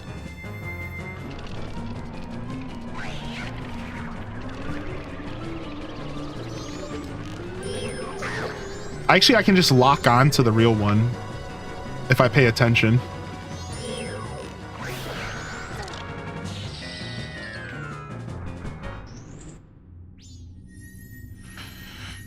Was the Skull Kid the only Zelda villain to actually attack the Great Fairies? That's a really good question. I think you might be right. Well, Ganon also attacked them in Tears of the Kingdom Legend of Zelda. Breath of the Wild, because if you think about it, in Tears of the Kingdom, the fairies were all hiding, and they said that so it wasn't an attack, it was a verbal attack. Because the story in Tears of the Kingdom is that all the fairies are hiding, and they said that, like, Zelda, I'm pretty sure, correct me if I'm wrong, but that Zelda shows up to each of the great fairies and tells them that there's a monster and a curse and that you're better off hiding. If I remember correctly, the first fairy you unlock is like, Zelda showed up and told us that the whole world's going to Ish. And now, so yeah, you're right. This is the only villain I think that ever attacked a great fairy, but in Tears of the Kingdom, Ganon did at least verbally kind of like manipulate the fairies, which is arguably a similar interaction, right? Like, arguably. Yes, Skull Kid just ripped him apart. I'll rip you apart. He'll kick you apart. Skull Kid. 6 foot tall and killing for fun. Can I give you a hint? Yeah, sure. Is there a hint on how to fight that guy better? I know there's a way to fight this guy that I wasn't thinking of.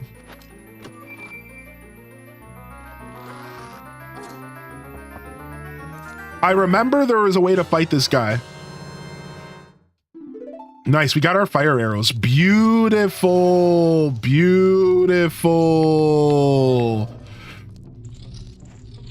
Twisted Metal 2 and Gran Turismo 4.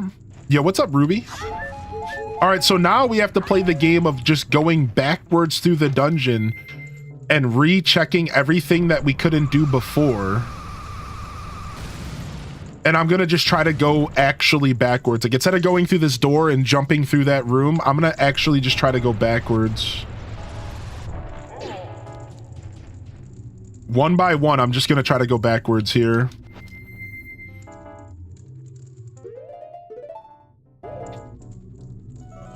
Anything in here, Lens of Truthy, that's within reach besides for the Deku here? No, there are those pots. I don't think those pots have anything important in them. I don't think fairies can even be in pots, so I think we're okay there.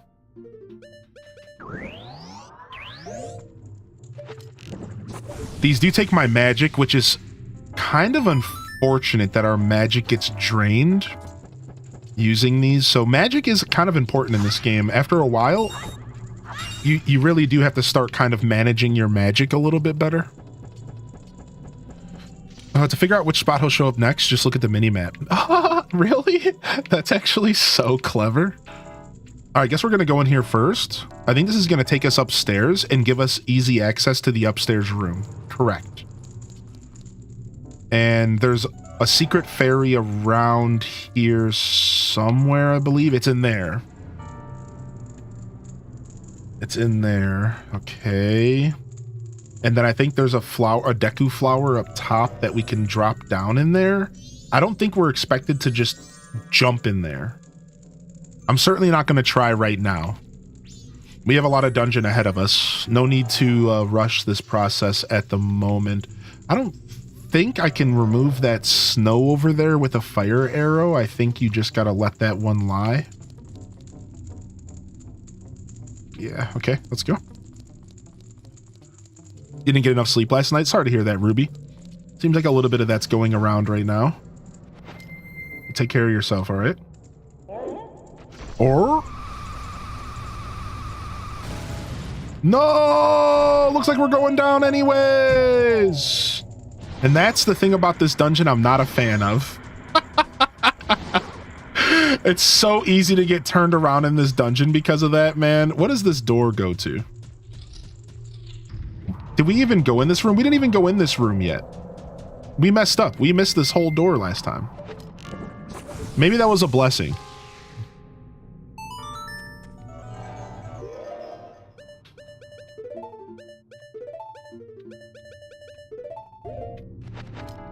Okay, fairy in here somewhere.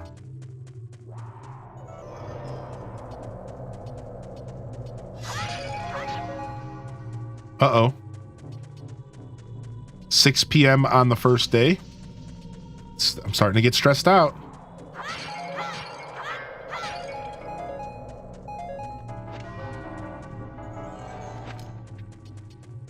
Starting to get stressed. I don't think there's anything down here right now. Where's my Deku mask?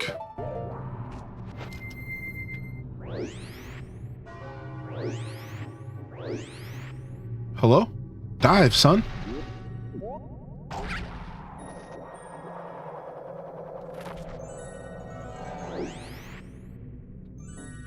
Why is the dive being so finicky?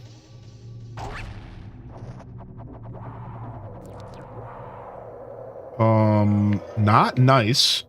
Get out of my face, dude. Oh, I forgot the Deku Scrub doesn't have any jump really at all. Yeah, we have to switch out of our suit for that. All right, I think we can attack these things from a distance with arrows. I think we can attack these things from a distance with arrows here. Dancing between all the different masks and stuff I need is gonna be, it's gonna be fun. Especially because the Lens of Truth. The Lens of Truth hogs up a little bit of my real estate here. All right. We can just one-tap him. We're just gonna one-tap him, sure.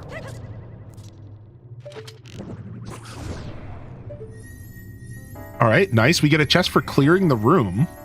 Oh, we have a compass now, so we can see where all chests are anyways. So that's good.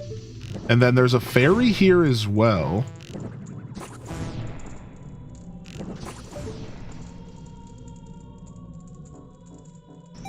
And then that opens that door. So we might want to just go through that door. Right? It would make sense to go through that door. Since that's the one we had to unlock.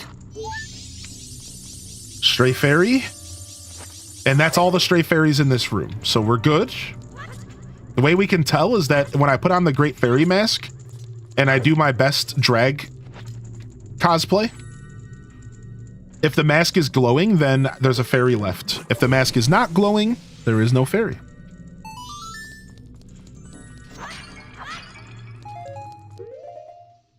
All right, let's go through this door that we unlocked first, even though I don't think it matters at this point. I think we're kind of already lost. And we're just going to basically be running through doors and just trying to figure out what we're doing here. Like, I'm already lost. I have no idea where I am. I'm just kind of going with them through the motions here. But that's a pretty standard Zelda experience for me. I'm a pretty free-form dungeon explorer. All right, so we needed to press that button, I think. I think we needed to press that button. I think we are doing good things here.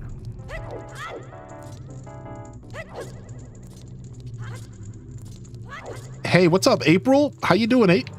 Yo, just right. How you doing, Ray Rar, by the way? Always good to see you, Ray. Welcome in here, Ray. All right. So now this, we cannot progress through this room anymore because of the way that we set stuff up. So we need to go back this way.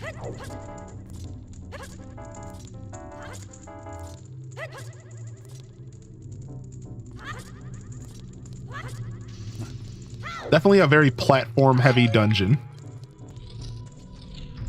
All right, and then now we have the option of going through Yellow Door, which I believe we've been in Yellow Door before. But there's a chest in there. And then, I mean, clearly we're going to thaw this room out for the first time. And what does this room go? That goes back to, like, the entrance. All right, let's go this way first. Oh, wow, that's terrible, April. I'm sorry to hear that. Oh, my lord. That actually sounds miserable, dude. I really do hope that things are a little bit better for you here. I swear there's more I can... Oh, you know what? I need to come through that door over there. So we're done with this room. All right, let's go this way. Yo, Hardy, welcome's in the chat. Welcome in here, Bell Bun. Good morning. What's up? What's up, Thursday squad? Shut up.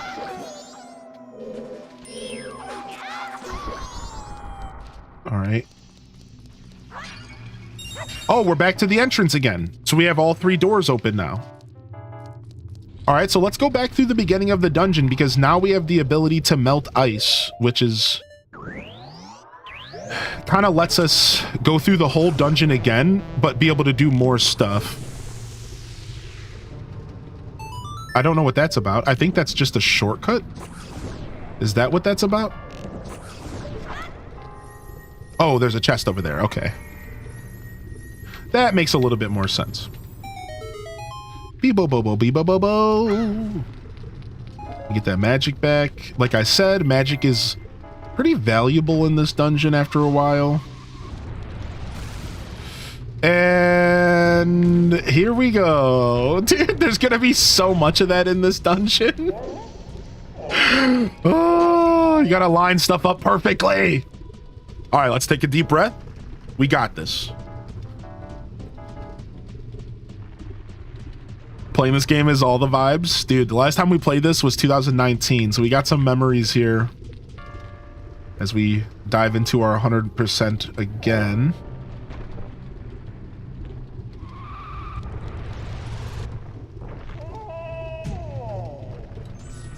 Yep, that was intended. I just wanted to test to make sure that the bridge was a formidable structure and that I was just trying to make sure that you guys knew not to do that, you know? Don't worry, I got your back.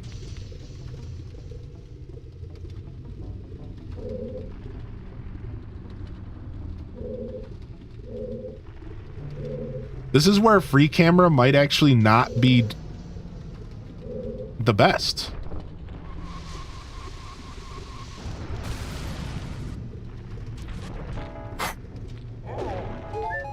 Oh, okay. We got through it. We got through it. We got through the menace, which is this bridge. Good thing there's a way to go around if you need to, I think. All right, we got the key. All right, all right, all right. We're doing well. We got the key. That's what we needed. No more fairies in here. Now that we have the option of going up or through this door. Let's go through this door first. Okay, dead end. Perfect. Oh, no, it wasn't. There was something over there. Let me go see. There was a way up. Or a way down. See where this takes us real quick. Back down to the floor level. Okay. So we don't want to go down there. But it's nice to know that there's a way up if we need. Trying to remember where these doors go in my brain so that throughout the dungeon things are a little bit easier, but I'm not going to remember most of this for sure.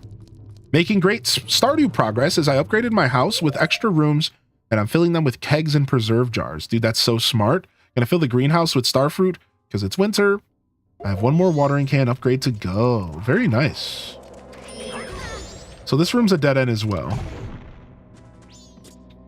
So now that we got our key, we're actually supposed to go backwards.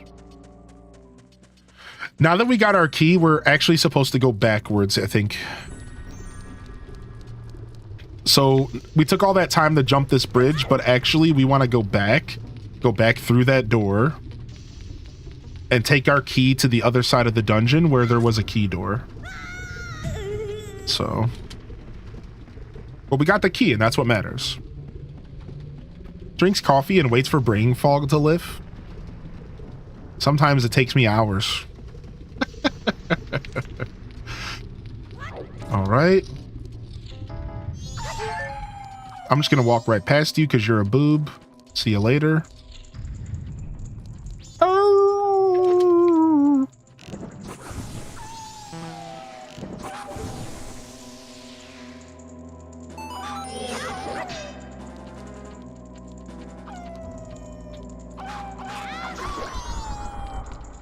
Okay, there is a great fairy in here. We might need the lens of truth in here, so we're gonna switch. Drink second cup of coffee so I can check up on the first and see why it's not doing its job. I like that, actually. Peace. All right, and something with this box, right? How do I get rid of this box? I don't have any bomb chews. Can I just bomb it regularly? This box has a fairy in it, I'm fairly certain. Got it. Easy peasy. Lemon squeezy. There's still another fairy in this room, though, I believe. Yep. All right, let's figure out what we're doing with these buttons and stuff. A chest appears. So our goal is to get up to that chest, right?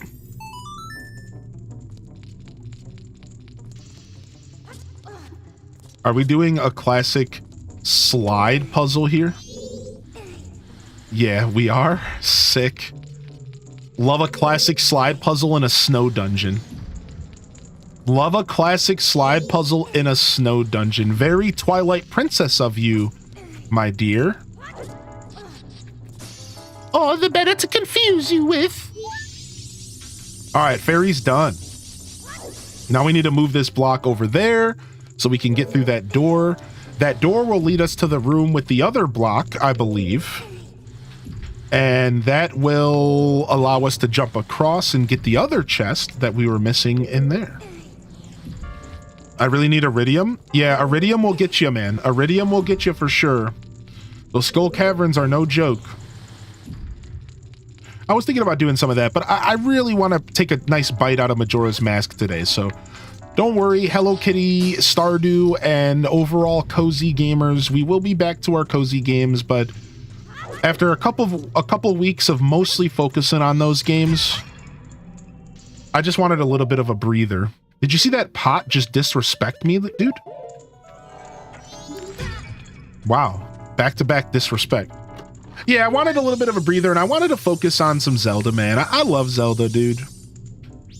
I know a lot of y'all don't care what I do, but I just want to let the cozy gamers know.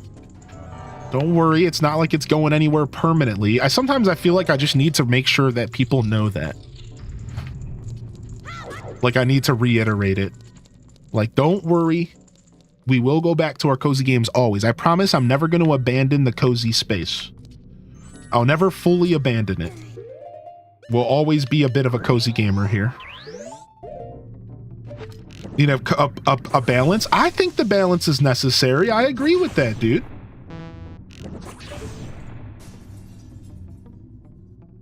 I think so anyways. I think the balance just allows you to, Oh, we could have broke all the ice in this room. We could have potentially broke all the ice in this room.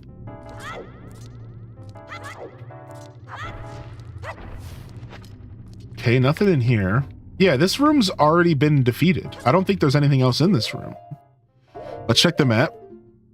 Yeah, this room's done. This is just a walkthrough now. All right, and then there's this room, which we can now... I didn't mean to do that. We can now kind of shortcut our way through here. No BS. We have enemies falling from the ceiling. There's no fairies in here. Let me go ahead and break this box to see if I can get some magic.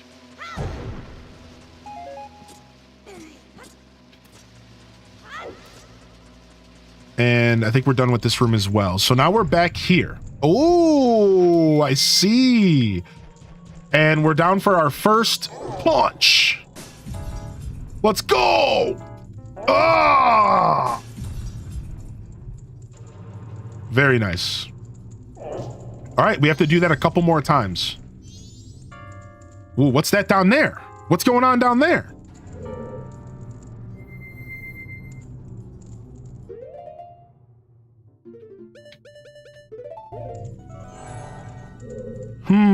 Why is that doing that? Does anybody know what's up with that? Why is the fairy going blue down there? What's up with that? No, we didn't do much of anything on DDV, but I'd like to play more this week if we can. I told the community we'll go back to some DDV. That whole day kind of sucked. We will go back. Is it worth it for me to jump down there? There's no way there's something down there. I'm not jumping down. We might end up regretting and doing it later anyways, but...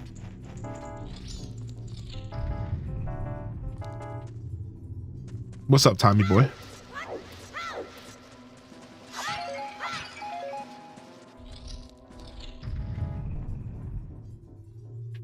All right, we did all of that to loop to go push those blocks. So we need to figure out how to get to the next level of pushing blocks. That's this whole dungeon, right? Is we need to get around that carousel and push some more blocks. We have a key. So the key is the important part of the puzzle, I think. Us having a key already is a pretty big deal. So now we just need to figure out, where does that key need to go? That is the question. Where does this key need to go?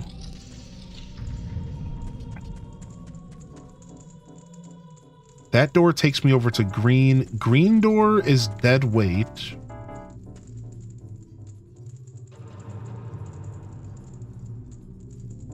This is where this dungeon really does get puzzly. Like 5 floors ain't no joke. We got 2 chests left and we got 4 fairies left, and we know where one of the fairies are. So basically 3 fairies to discover. So we're doing relatively well here. You know what? I need to pee. I'm gonna tinkle. I'll be right back, chat. And we're gonna get some more coffee.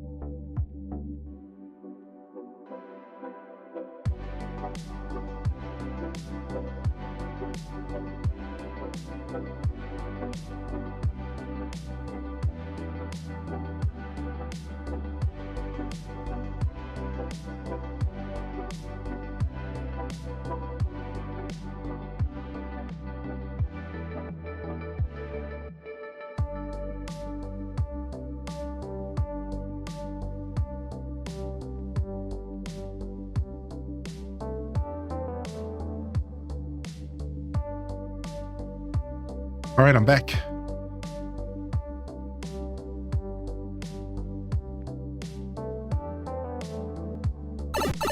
Thanks for your patience and good morning for those who are just tuning in. Big shout out to those over at the Lurker Zone. We appreciate you tuning in to the YouTube.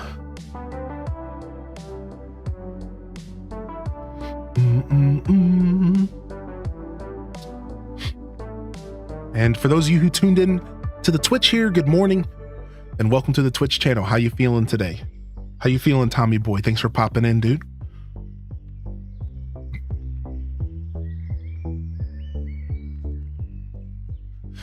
This dungeon's a doozy, man. We got quite a dooster here. We got to wrap our head around this dungeon, man. This dungeon has always been kind of a challenging one. We have to kind of wrap our head around exactly how to navigate this dungeon. The hardest part of this dungeon is, in fact, the actual navigating part. Like how to know how to get from point A to point B.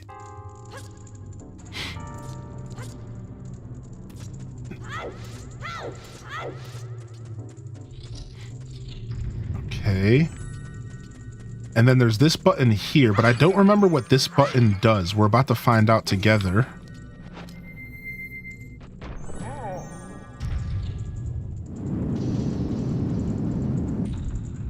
Okay, but see, I can't push those blocks. However, that might have just given me a new path that I could walk, that I couldn't walk before. Potentially. Let's see. It's basically like a water level. If you think about it, this pillar is basically like a water level. You're basically manipulating a water level. Like, if you really think about it objectively. Man, I've had the itchiest nose in this house, man. I swear my house has the driest heat in the world. The absolute itchiest nose, man. Hold on, let me get a tissue here.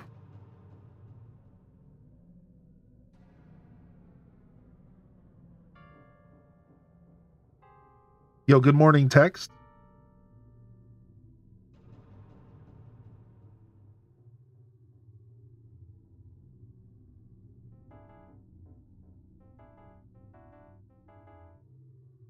All right, hopefully that helps.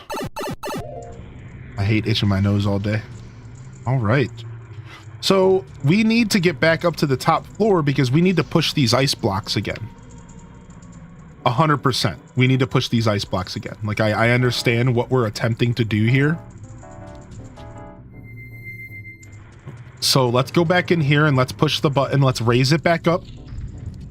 We need to raise it back up here. And then we need to make our way up to the higher floors and figure out how to punch those blocks. That is the whole point of this dungeon. We got to get rid of these ice blocks. And then once we get rid of these blocks, that allows us to access the locations we need to access. Be you like the girl from Signs and leave glasses of water everywhere to add humidity to the house? Yeah, for real, dude. You haven't drank enough water today yet? That is a good sign to get yourself hydrated. Thanks for the reminder. I really need to be... I stopped drinking as much water recently. I need to get back into my proper water drinking. All right, we want to go down there and go back through the blue door here. Blue door will take us back to the beginning of the dungeon and we can start getting properly to the higher floors. So blue door it is. Blue door takes us back here, and this is important because then this takes us back here. Can we do anything up here? This is that godforsaken dead-end room that we keep running into. So, we want to go across and go backwards.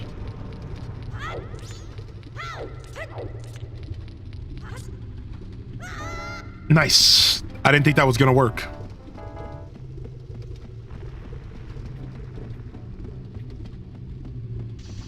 Check our fairy mask while we're here. Yeah, we're good. All right. We know where red door goes. Let's go back through light blue door and make our way upstairs through here. Now we're cooking. Now we're getting back up to the higher floors and we can kind of try to navigate what we're attempting to do here. No fairy in here. We already got the key out of here. Boom.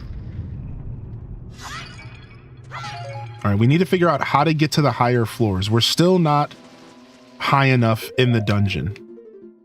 We need to be on floor. Oh no, we got it. We made it. Okay, perfect. Nice. All right. We're figuring this out, dude. Boom, shakalaka. All right, now we're working with something here. And you know what? Let's go ahead and jump down here. And let's see what's going on down here. What's up with this? Do I need to play a certain song or something? I don't think I have any kind of special song. What's up with this?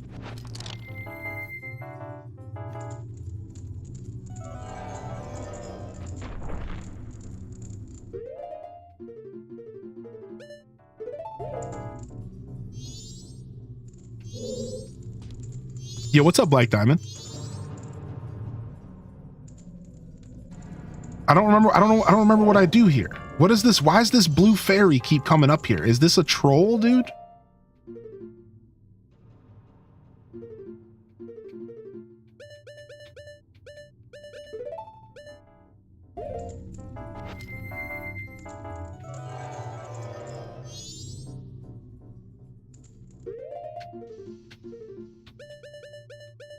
Song of Time, maybe? No way. There's no way the Song of Time does that. Song of Healing? Goron Lullaby, maybe?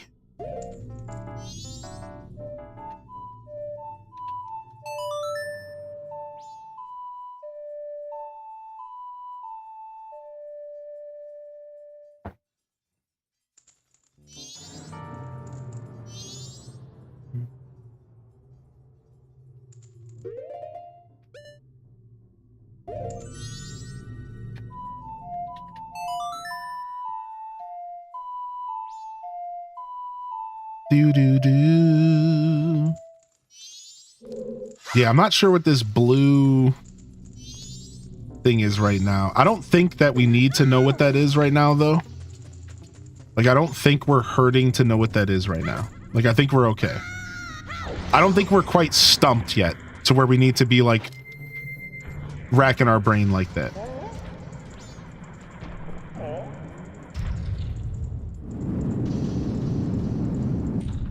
Yeah, you might think it's like a scarecrow location or something, but the funny this game doesn't. I don't know if this game has a scarecrow song. I don't think so, dude. Took a nap in the lobby because I got to work early. Just woke up 30 minutes till I clock in. Let's go, Alto. You got the happy chime when I pulled the ocarina out? Wait, did I? I don't think I did. I don't think I did. Did I?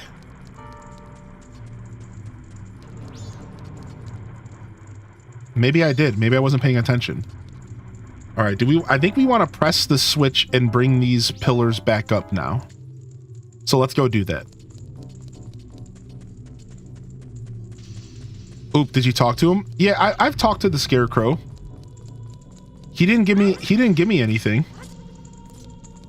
Is he supposed to give me a song or something?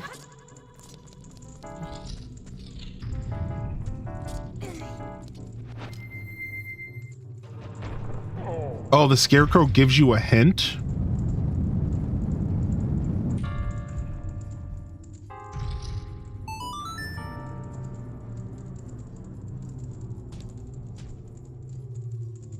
Interesting.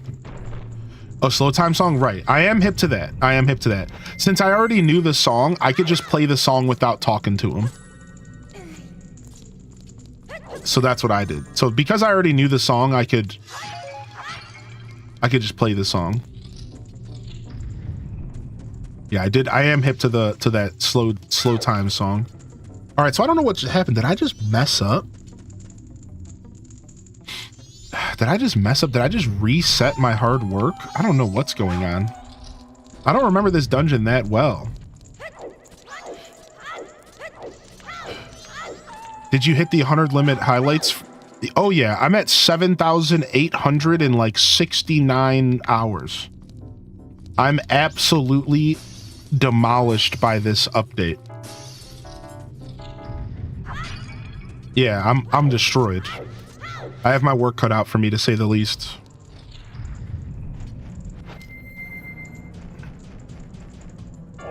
So we don't want to be pressing the button again and again. Maybe there's a reason why you can reset. Is there a reason why you can reset? I thought the goal of this dungeon, and nobody needs to confirm this at the moment, was... Okay, I could see where I can go up there. I thought the whole goal of this dungeon was to just hit the 4 ice blocks out of the pillar, and then it gives you access to like where you need to go. But it feels like what I just did was reset it. So if you have the ability to reset it, then it's like, maybe I just completely forgot how this dungeon actually works. Hylian is one of the reasons for the update. Got it. I love how they said it would only affect 1% of the channels. It was a super weird decision, yeah.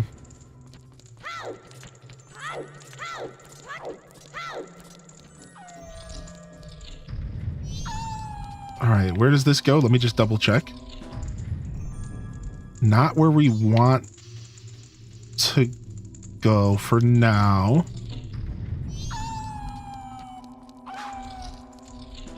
We just came out of there. We want to go through the other door.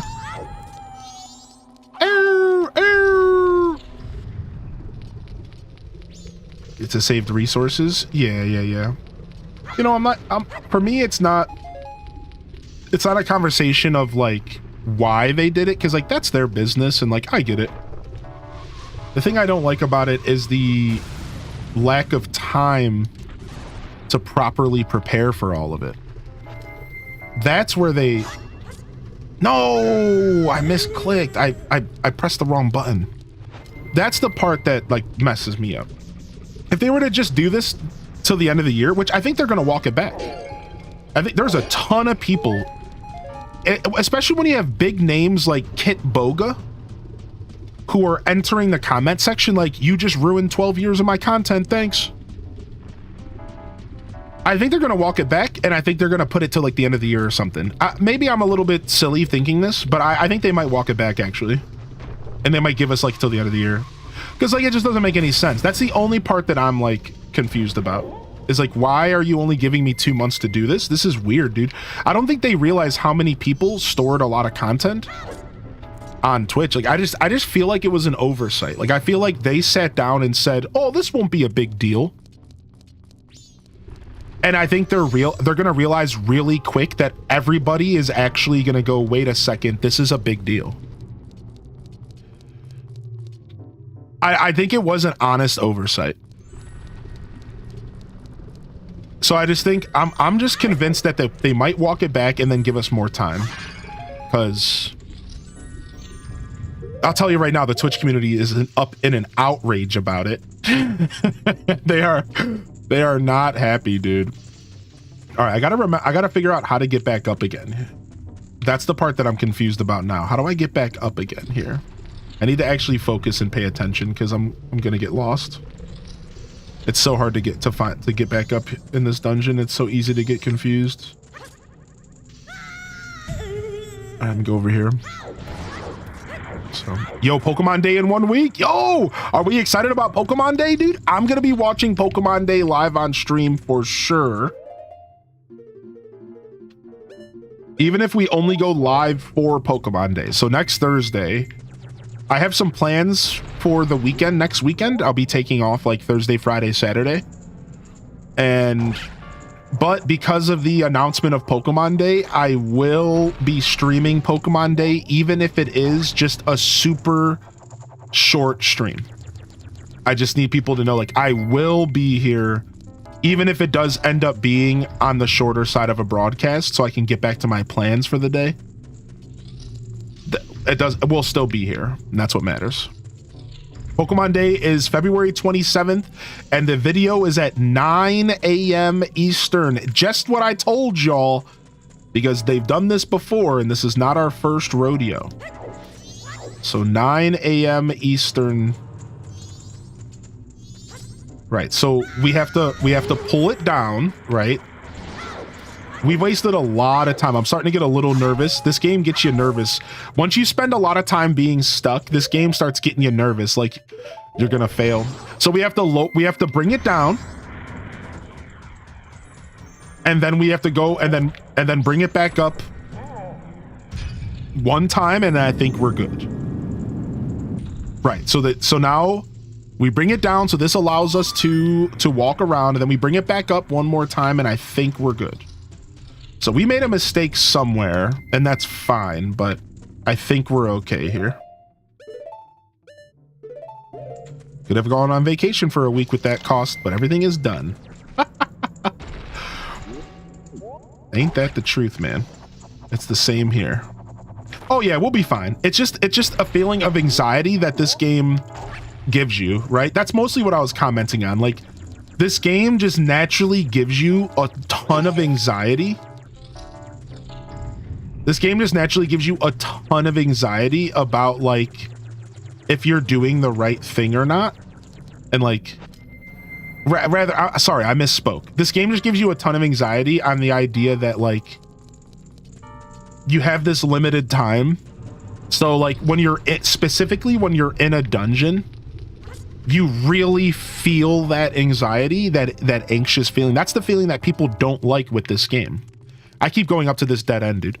That's the feeling that the people don't like from this game, because it really does kind of cook you a little bit, and you're just kind of like, oh, what am I doing? What am I doing? It's like, you really do get like a little cooked because of it. Okay, so this takes us back there. So the green doors are connected. So then I need to go to the yellow door. I was trying to figure out which door I'm going to. The doors are color coded, and if I wasn't streaming, it would be a little less confusing. The problem is the streaming part makes this harder because I'm trying to pay attention to a bunch of different things, and this dungeon specifically just needs a ton of my brain power to figure out. So it's like, it really just comes down to streaming being the part that makes this a little hard to deal with. But otherwise, I don't think it's too bad. Ooh, that's awkward, dude. Town off. Sorry to hear it, man. Love this game. Top 3 Zelda titles. This game deserves to be in your top 3, in my opinion. It's not in my top 5 Zeldas. I have a lot of favorite Zelda games, but this game is cherished for me. This game is very important to me, even if it's not necessarily directly in my top. Okay, so there's the chest. We need to get into that room from above. All right, we haven't been in this room in a while, so let's just take a look around us. So there's one chest which has a fairy in it.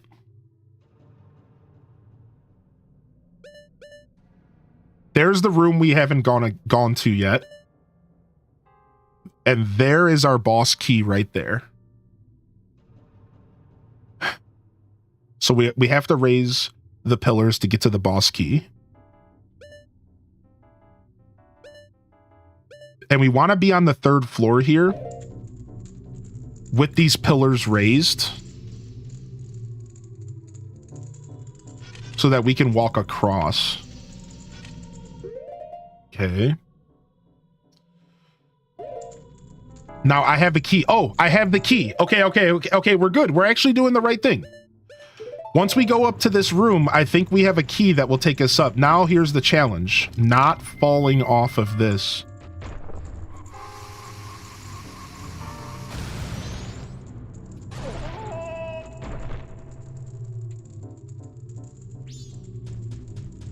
Okay, let's try again. Okay, I think I see where, because I've had this key the whole time. I think I see where I'm going. Is it honorable mentions? Oh, this game is for sure in the honorable mentions, and it's definitely in my top 10 Zelda games. If I had to put a top 5 for Zelda at this current time, it would probably be something along the lines. Keep in mind, there's room for change. My top 5 would be Tears of the Kingdom, Wind Waker, A Link to the Past.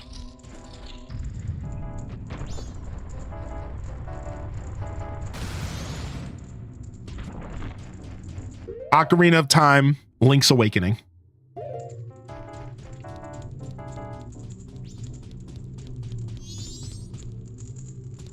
There's the key. There's the door.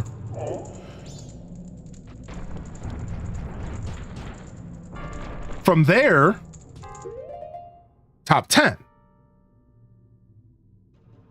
No order. By the way, this is not an order. I'm not giving you the order from 1 to 5. I'm just telling you the top 5.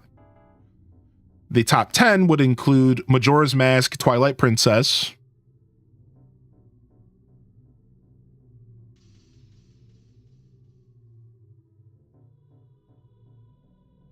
From there, it gets a little bit hard, right?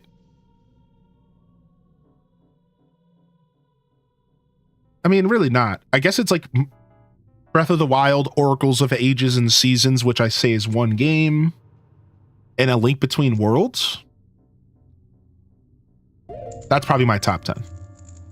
So to reiterate, A Link Between Worlds, Oracles of Ages and Seasons, Breath of the Wild, Tears of the Kingdom, Twilight Princess, Majora's Mask, Ocarina of Time, Link's Awakening, Link to the Past, Wind Waker. That's my top 10 Zeldas. So what did we skip? Well, we skipped Phantom Hourglass. Unfortunately, loved the game. Didn't really like the stylus combat, but loved the game. We didn't play Spirit Tracks yet. I didn't put Zelda 1 in the top 10. I didn't put Zelda 2 in the top 10. I haven't played Zelda 2 enough yet. That's coming later in the marathon. What else did we skip? Minish Cap. Didn't put that in the top 10. And again, room for change. I love Minish Cap. I love Zelda 1. I'm just kind of giving you the off the top of the head. I would probably have to sit down and like lay all the Zelda games out and make a tier list for myself to like really answer this question. I would have to dig into my memories and dig into my feelings to find the true top 10. But that's just like off the top of my head. Like now that you mentioned Minish Cap, I'm instantly looking to put that above Oracles of Ages and Seasons, probably because Minish Cap is amazing. Echoes of Wisdom, we skipped that. So it's tough. It's tough to like remember all of the games. I would probably put Echoes of Wisdom above Breath of the Wild because I already have Tears of the Kingdom. I know some people might think that's blasphemous, but I love Tears of the Kingdom and I love Breath of the Wild, and I don't think I necessarily need both in my top 10. So I'm a kind of guy that likes Tears over Breath of the Wild if I had to choose between one of them. Right? So like Echoes would probably take Breath of the Wild's place because Echoes was sick.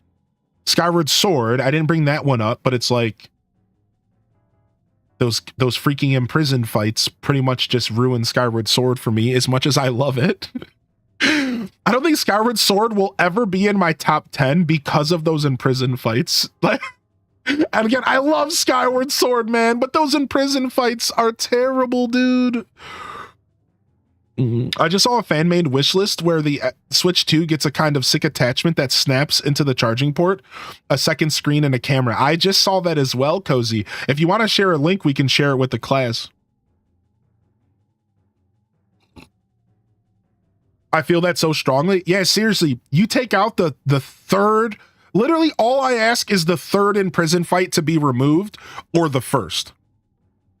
Or I guess the second. Like, take out the second in prison fight. You fight him the first time, you fight him the last time with Groose. That's all they needed. That third in prison fight is the most excessive thing I've ever seen the Zelda team do. Why are you making me fight this thing 3 times in the same game? The fight's not fun. I'm sorry, but there's not a single human in existence that thinks that fight's fun. It's not a fun fight. It's a frustrating fight. And they knew it. The developers knew it. There was a fine line between tedious and difficult, and those in prison fights are tedious. And you made me do it 3 times? Whoever designed that whole idea was honestly out of their mind. Like, it is the worst part about the game. It's so unnecessary, and it's such a bad example of it's such a good example of bad game design, and you don't get many of those from the Zelda team, in my opinion. You don't get many of those and from the Zelda team, but that is a clear example of just terrible game design. Why would I fight this thing 3 times and enjoy it? It's just not fun, man. Oh, and I kind of agree with that. Black Diamond, that's a really good point. Making us go back to the Ocean King over and over and over again was a little obnoxious. And the only thing that I think made it kind of acceptable, you're talking about the Ocean King building, is that I feel like in Minish Cap, they were sending you back to a place and the puzzles evolved versus making you fight a single boss again. And I think that was a little bit more merit there, just a little bit. A schmeckle more merit. Putting me back into a building again, but growing the building felt kind of okay, even though it was also very tedious, and you're 100% right. I see where you're coming from. I think, in my opinion, Imprison's worst, but I also kind of like stealth and stealth interactions. So I think I'm biased because stealth stuff is really cool to me. That's the only reason I think I'm biased here.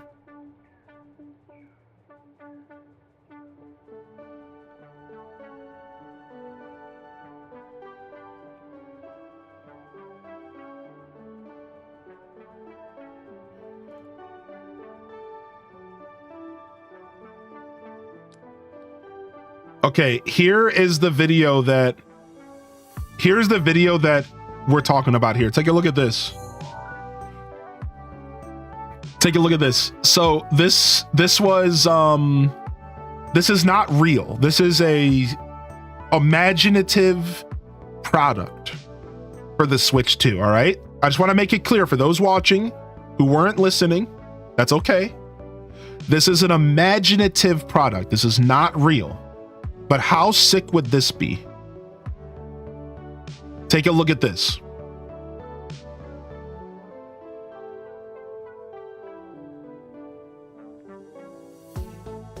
I saw Leia on Twitter was like, this thing wishes it was a 3DS. I saw Leia on Twitter. She was like, y'all motherfuckers wish that was a 3DS. Mic drop. I was dying. I'm like, Leia can be savage sometimes, dude. Y'all wish. I think this is cool. Here's the thing about this, right? Would Nintendo officially release this? Because if Nintendo was willing to officially release something like this, then they could actually release products like DS games in Nintendo Switch Online. They could actually release products that take advantage of it. If this was something that would be unofficial by Nintendo, it would actually kind of be useless because there would be no games that are officially taking care of it. So this is a fan-made 3D render. This is not real. This is a fan-made 3D render of a concept for a potential ideas for the Switch 2. And my only problem with this is that if this isn't something that Nintendo themselves officially support, then no games would support this except if they do Nintendo DS. And even if they do Nintendo DS, you got to understand they're going to have to do it in a way where one screen can play the game. Because not everyone's gonna buy this screen. So the only problem with this really sick idea is that it's kind of dead in the water. Because if it's not officially supported, then no games are going to utilize two screens. Again, though, if Nintendo does add Nintendo DS games to their roster, they're gonna be set up like Virtual Console, like the Wii U. They're not going to be set up that way. So I don't want to be the wet blanket in the room. I'm sorry to be that guy. It's exciting to sit here and think about stuff. But I just want to make it clear, I don't think you're necessarily going to see something like that unless Nintendo announces it on April 2nd.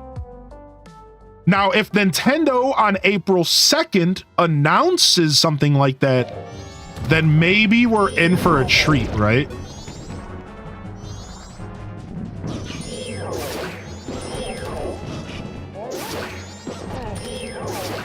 Nintendo sells the classic controllers for NSO. They could sell the DS emulator attachment. Ooh.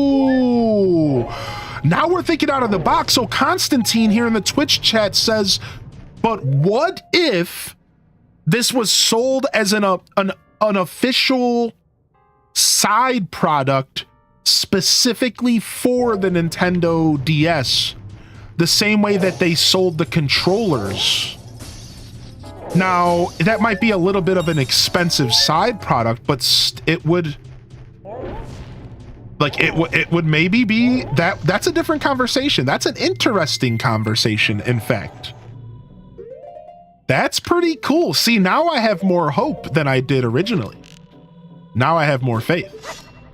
I like that. I really like that logic of yours, and I think that's a cool point. I think that's a really cool point. What's up, Maddie Tinkles? So do I. All right, we have 12 out of 15 fairies. So we know where one of them is, so technically we're at 13 out of 15. So we only need to find 2 more fairies and we're done, because the last one is stuck. What's this? I'm being jumped. That's it. We're going Goron mode. Eat the butt! Eat the butt! I said, open your mouth!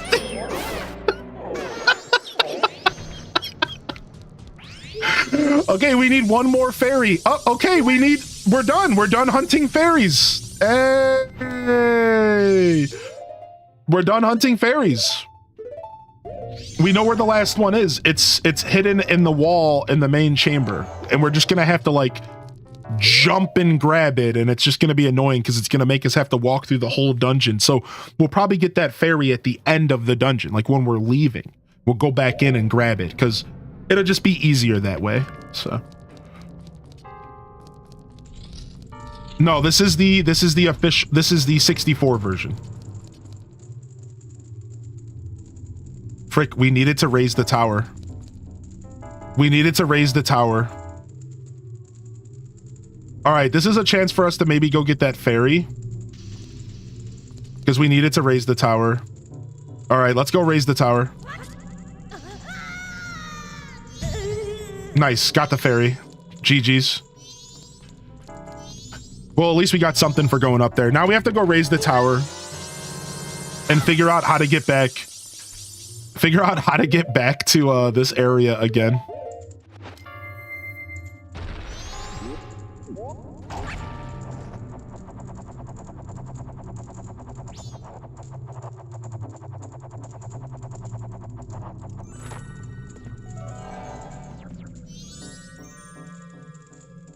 And there's still that thing down there. Okay, there's the button. That's where I want to be. Yo, stop stressing me out.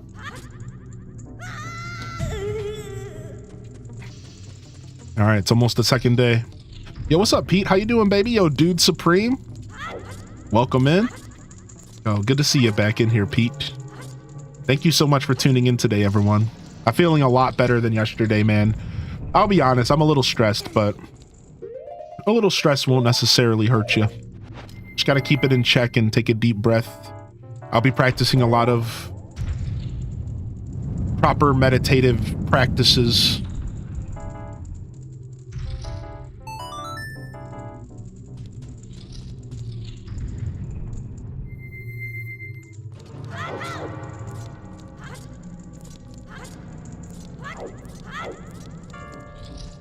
Just a little stressed out. Not a ton, just a little, man. That end here. That need that too after dealing with the IRS. Tax season will get you, that's for sure, man. Tax season will get ya. That is for certain. Yo, take it easy, Smiley Sunshine. Oh, we need to go further back. Getting your first refund from the IRS in years. Oh, nice. I don't get refunds anymore due to being a contract worker. That's okay. It's not that bad. I don't pay like, I don't know, it depends. It depends on all sorts of stuff, and I think most people understand that with taxes, right? So bunch of factors that depend, but either way.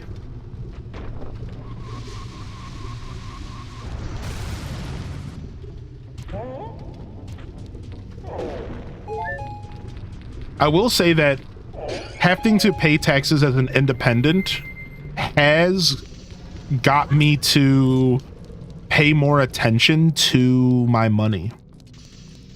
I go up here every time. I will say that I do pay more attention to my money than I ever paid attention to my money, I think, throughout my life.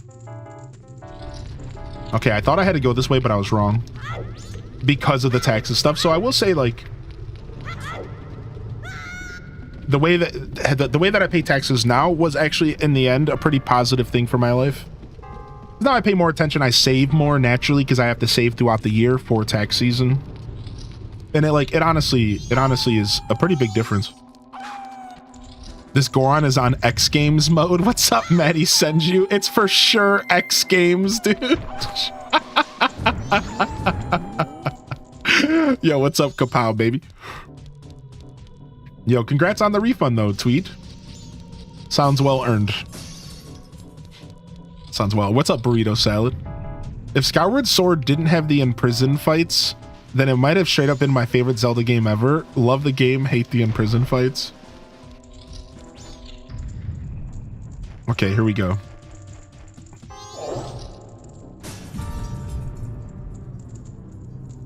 We're doing this for the third time because we keep messing up. We keep messing everything up.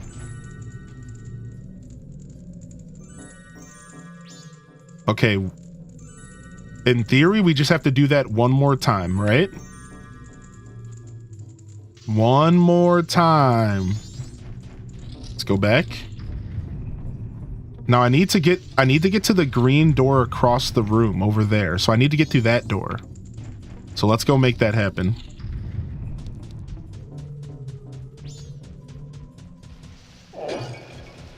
I'll take those bombs. All right, we got a little turned around. Unfortunately, I made a big mistake.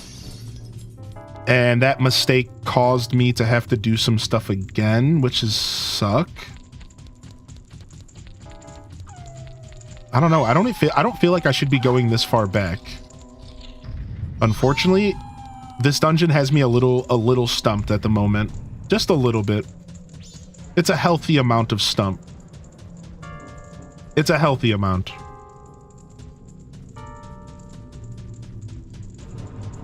Right? Because I can't... Every time I lower it and I raise it again... Every time I lower it and raise it again, it reproduces the ice blocks. That's so confusing to me.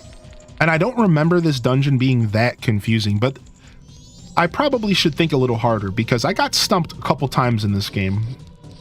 I guess I just remember being so heavily stumped by the water temple that I guess I forgot just how stumpy the snowhead could be here.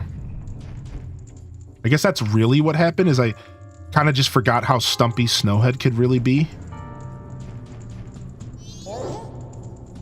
So like in theory, if I want to progress, I have to lower the tower.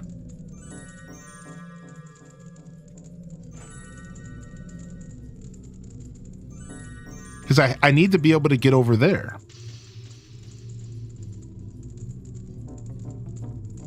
I'm thinking.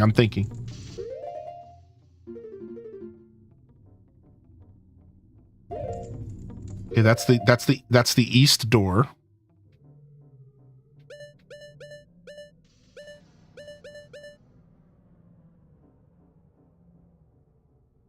That east door goes to that room. That loops around.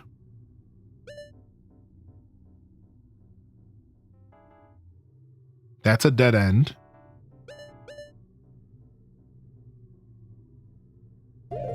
Is that a dead end? Why does that look like it's not a dead end? Did I miss? Oh, you know what? That might actually be the exit of the dungeon. Let me check. Okay, and then that takes us to the first floor.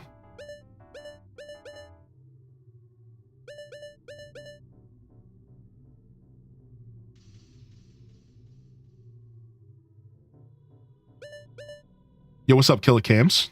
I feel like this game was easier when I was a kid. Really? I don't know. I find that most games I play as an adult, I play better as an adult than I was as a kid. But I think there are probably some scenarios in which that what you just said is true for sure. I don't know if it's this game for me personally, but I do understand. I do understand what you're saying.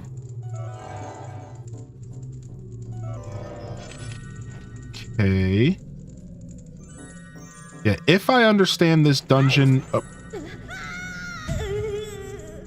that is the only way up to the second floor. This is that dead end room. And you can't use this room to climb up through there, which doesn't matter anyways. Right? The green doors lead you back to the switch. And there's that room that drops you down there. That door takes you over there, and that's the blue door. And the blue door takes you to that beginning room with the ramp. And to that dead end room.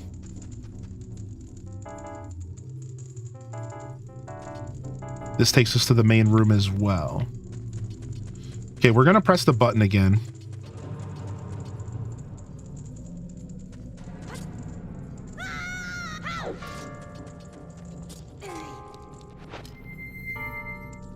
I think there's a third button that I may be missing.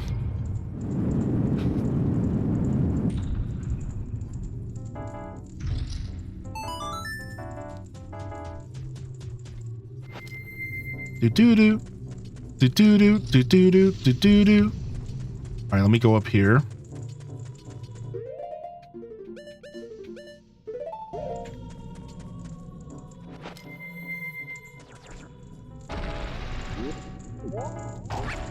Let me see. There might be a third button I'm missing. We maybe shouldn't have jumped from up top. We should have maybe explored up there a little bit more before we gave up on the up top area. There are games that are still too hard. Looking at you, SNES Lion King. Heck yeah, there are still games that are too hard, dude. Are you kidding me? Heck yeah, dude. A deep breath goes a long way. There's one thing that I enjoy. I enjoy actually being stumped. And I think for me, that makes the difference in gaming. This is like, I genuinely enjoy being stumped by a puzzle. Like, I enjoy this space. I think I enjoy it more outside of the context of streaming. Because when I'm streaming, I'm in front of a bunch of people, and there's like this energy where people start to like feel bad or like feel like they need to help me, and like that energy is uncomfortable for me, and it's uncomfortable for you guys sometimes. For some people, I think. Like, some people don't like watching people struggle, whereas I live for the struggle. I live for the puzzle struggle. I love being stuck. I love being stumped. Right? Like, I cherish these feelings because there's not many things in life, unless you seek challenges, that do this for you. There's not many things in life that provide that feeling when you finally accomplish and like beat a dungeon.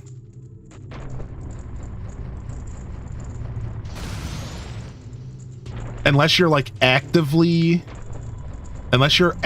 seeking out challenges in your everyday life, video games are one of the best ways to get that feeling, you know? Okay, that's this room again. Oh, yes, we were forgetting about this room, which I think provides us a shortcut in this fucking dungeon. We've been missing the shortcut the whole time. Ah! We forgot about the ice eye, man. Oh, that's such a frustrating thing to forget about, dude. It's like, of all things, you forgot about the stupid ice eye. And that's how these dungeons get you, because it's a part of the Zelda experience, right? Is that they put something in front of you super early in the dungeon. It's not even a puzzle at that point. You want to know what it is? A memory game. This is a classic Zelda trope. They put something at the front of the dungeon that you can't interact with, and you're expected to remember it when you get the item for the dungeon to go back and interact with it. It ends up turning into more of a memory game than anything. It's very interesting. That just solved my problem. I'm pretty sure that just solved my problem. Now I can actually do this dungeon properly. Now we have to go press the button again and do this whole thing again. Yeah. Now we have to press the button, raise the pillar, punch the ice, because we have a path that we can take to get up to that floor. I'm fairly certain now we can play the dungeon. Now, so we press the button, we punch the ice, then we climb our way up the top. I think I see the path. I might be getting a little hasty here. Like, it might be smart for me to maybe take a deep breath and see if there's anything else I missed. But I don't really care, and I'm just gonna go for it, because I think I know what to do now. I was missing that room the whole time. I can feel your frustration, bro. Yeah. I think as a viewer on Twitch, when you're in that situation where you can feel the frustration, I feel like you have to just kind of embrace it, man. Don't let it stop you from chatting and hanging out and having a good time. Because sometimes streamers are just going to be in that position. They can't really do anything about it, you know? I know it can be tough, though. I know it's because a lot of us, when we consume content, we watch it from the perspective of our favorite creators. We play the games from the perspective of our favorite creators. So when we see them struggling or we see them in a situation that's tough, we care about them. We want to help them. We are putting ourselves in their shoes. Therefore, it's not just anxious for all of you or for the streamer, it's anxious for all of you as well. Does that make sense? It's like a psychological thing, because you're connecting with me in that way, because you're playing the game vicariously. You know what I mean? So it's very natural. It's very normal. That's why I don't do a ton of real difficult content as a creator, because I would prefer not to invoke those feelings in everybody when we're trying to relax at work. So every once in a while, I'll play games that are difficult and tense, but I don't do a ton of that content because I personally prefer a different vibe for my Twitch channel. And that vibe specifically for me is like a little bit more chill, a little bit more relaxing, right? So it doesn't mean I'm not going to do difficult content ever. You know, it's just a different vibe. But I know there's some people who have been with me for a long time, and they've heard me talk about this before. And I know some people like when I do stupid difficult stuff, like, for example, Nuzlocke content. Now, I think Nuzlocke content is super cool, even if it's not like terribly popular. But I have decided that I don't like competitive content. And I think it's because I don't have a big enough stream. I'm gonna be real.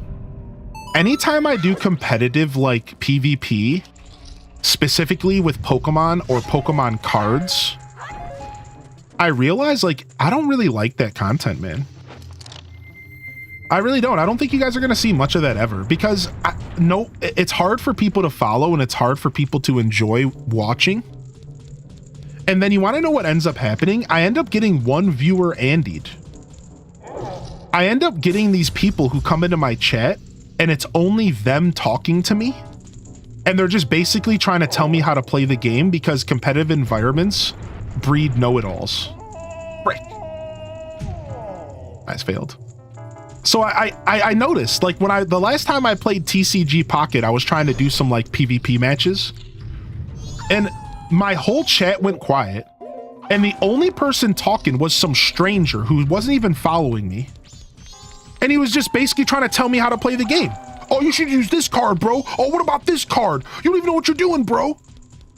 And I'm like, dude, why am I doing this? No one in my chat cares to like engage with me while I'm doing it. And instead I just bring some random dude in who wants to tell me how to play the game. And that day, this happened like maybe a month ago. That day I realized no one is interested in this kind of content.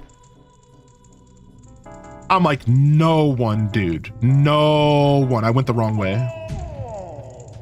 So I don't think I'm gonna do like, I've decided I'm gonna stay away from like PvP content. You know, like, now that doesn't mean that, again, like, I think Nuzlocks and stuff are on the table. I think challenge content where we're all together fighting an enemy that is like the game itself, I think that's fun. You know what I mean? But like at the end of the day, I don't think I'm interested in doing like PvP on stream. And this same thing happened to me when I did VGC. Does anybody remember when I did VGC like a little bit and I was trying to do competitive battles? Really think back to what my chat turned into. Not only does everything goes quiet because like it's hard, people who don't PvP like aren't interested.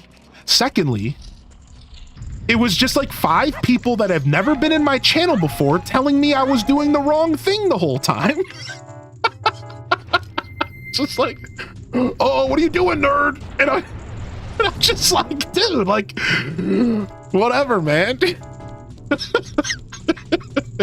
And honestly, I'm making it sound worse than it is. It wasn't that negative. It wasn't that negative. It was more just backseaters. It wasn't like negative. People weren't calling me out of my name or anything. It was just a lot of backseating. All right, we did it, dude. We did it, man. Dude, I know the rolling PTSD. I know, Paydo, dude. I know, man. The rolling PTSD. The rolling in this game is my least favorite part, dude. The rolling is the worst part of this dungeon. All right, we did it.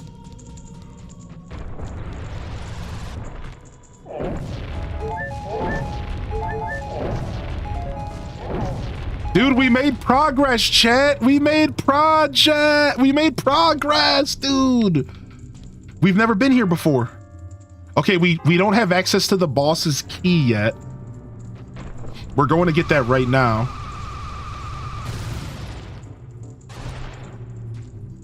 I like how they randomly make me pull out the Deku mask.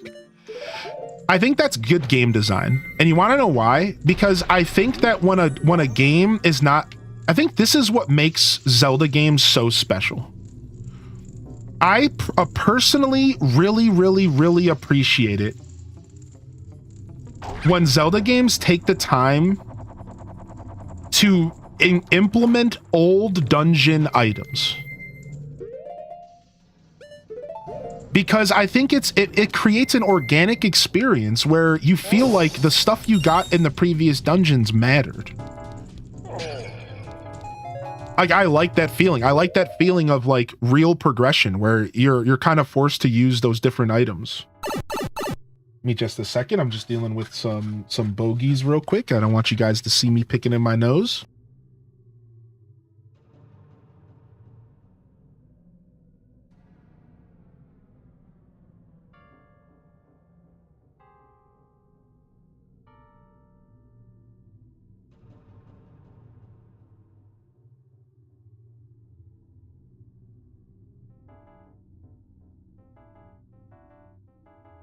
So sorry about that, dude. I seriously, this nose itch is a problem, man. I'm really itchy today. I might actually have to go get my humidifier or something. All right, let's go in here. Let's hope that we chose the right path. We did. All right, mini boss time. Now, I don't need my fire arrows, do I? Can I unequip fire arrows for now? I think I can.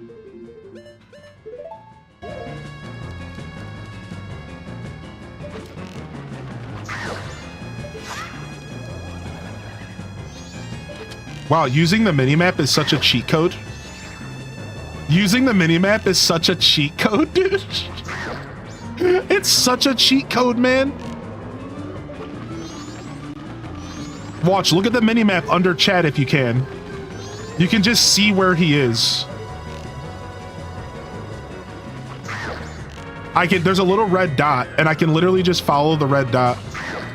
It's actually so dumb.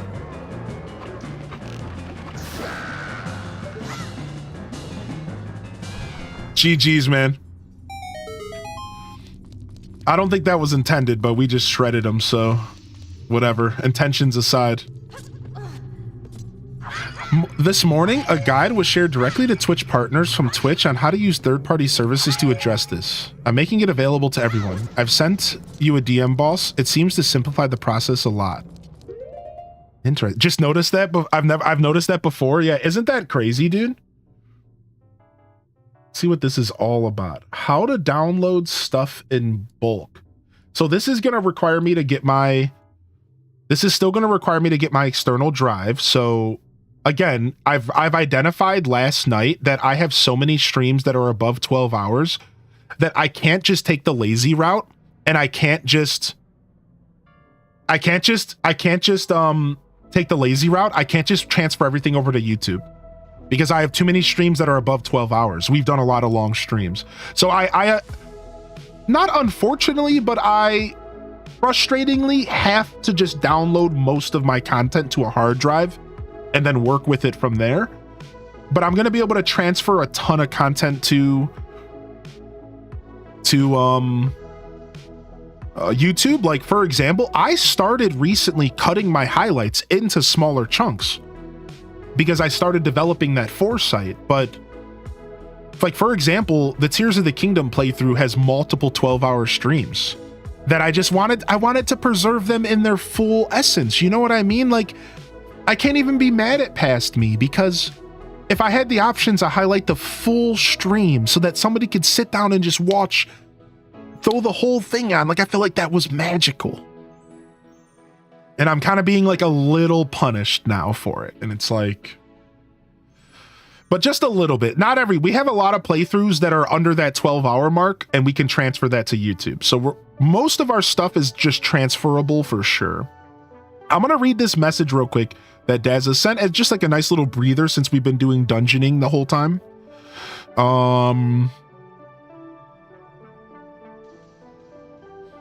GitHub Twitch downloader. Interesting.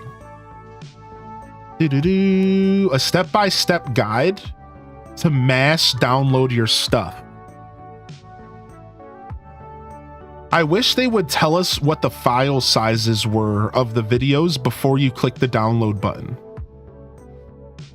I think if I have 7,800 hours of content, how many gigabytes do we think that is? It's gotta be like 5 teras, right? Like, am I overdoing it? Do we think it's above or below 5 terabytes? Do we think it's above or below 5 terabytes? 8,000 hours of content. Nice. Dungeon key.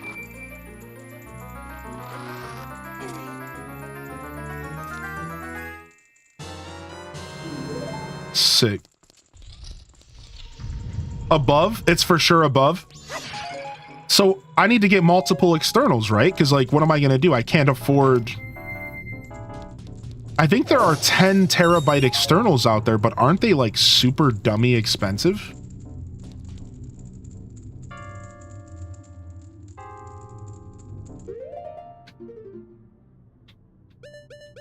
So I'm probably going to have to get 2 separate ones.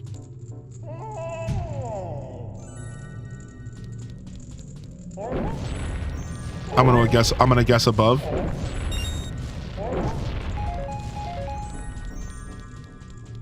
But like I said, I honestly don't have to download everything. Only the stuff that's above 12 hours. So if I limit how much I download, if I transfer most of it to YouTube and then limit how much I download, I think I'll actually be fine with like a 2 terabyte hard drive.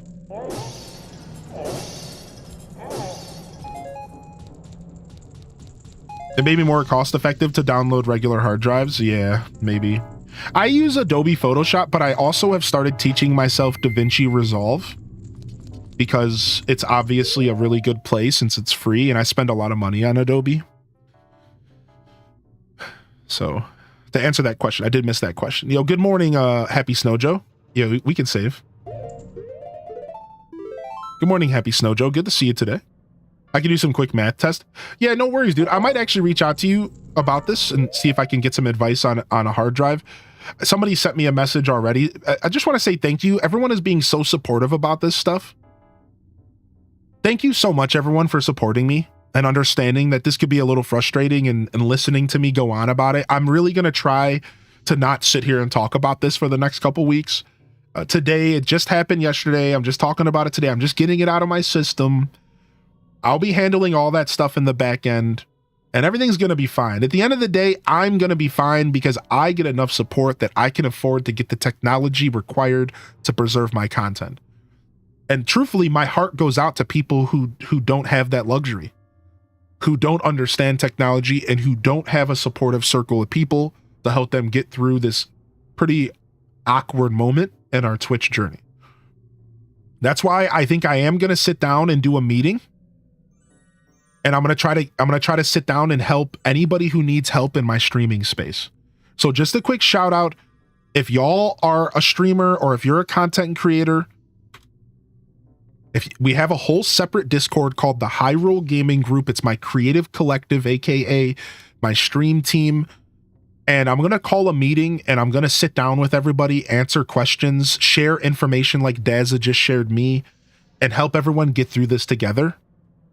Just in case people are struggling. I don't know. I haven't talked to the stream team about it a lot because it all just happened. So just letting you know, if you want to be a part of that, you don't have to be a part of my stream team. We'll probably do an open dialogue about it and just let people ask questions and we'll figure it out together. I think that's a pretty good thing to do. This is the first time I've ever felt the need to be like, I think I need to step up as a leader and make sure that we're all okay, even though first I need to figure out that I'm okay. And once I figure my stuff out, then I'll have the information that I can share with everyone and impart with everybody to make sure that we're all in our creative collective in a healthy space when it comes to this nonsense. So look out for that. I was meaning to do a meeting anyways, and this is kind of just making it more reasonable to do. So I just want to take a moment to say thank you for tuning in. If you're over at the Lurker Zone on YouTube, thank you. And if you want to come over and chat with me, and if it's your first time discovering us, hit that like, hit that subscribe. We will be doing a lot of content on YouTube, so if you like my vibes, I would appreciate it. And if you want to come and chat, come on over to Twitch. We're still going to keep that same vibe. That's the Lurker Zone. This is the Chatter Zone. Come chat with me if you'd like. Otherwise, we are about to do our dungeon. We earned this, chat. We are about to fight the dungeon boss. We earned this. I don't remember how hard this boss is or anything. I don't think we need the Lens of Truth anymore. We got all the fairies. We got all of the chests. You can see right here. Every chest in the dungeon has been found, so 100%. Let's go, baby. Oh, it's this fight. This fight is actually honestly terrifying. This fight is actually kind of hard.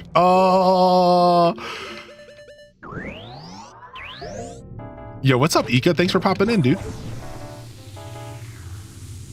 Oh, thank you, Raina B. Doing my best, man. Look at Link. He's like, oh, what the heck?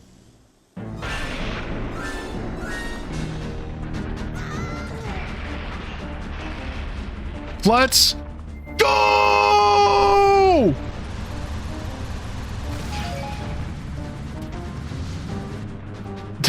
We're coming for you. Look at, he's pooping on us. Oh, damn it, it's poop again.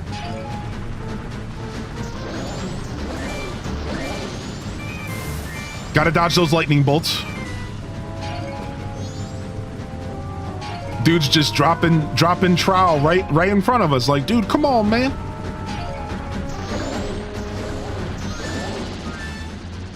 Nice, we still haven't gotten hit once. We're making this look easy so far. We haven't gotten sent out of our roll once, dude. We're making this look easy. Oh, okay. We got a little ahead of ourselves. That was karma. Calm down, Hylian. You're not good at video games, and don't you forget it. You spoke too soon. Yeah. All right, we're in. Oh! All right, some bad luck here.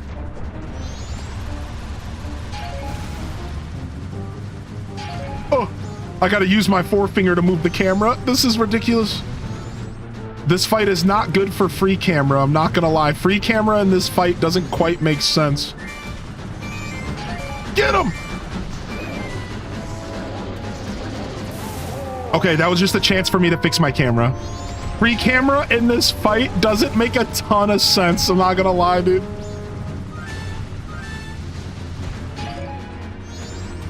Now you're making me want to grab a Sonic game. I've been thinking about Sonic recently.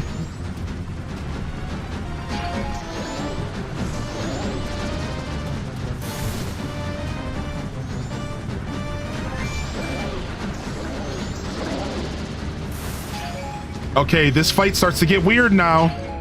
This fight starts to get weird now. If I remember, this fight starts to get a little weird.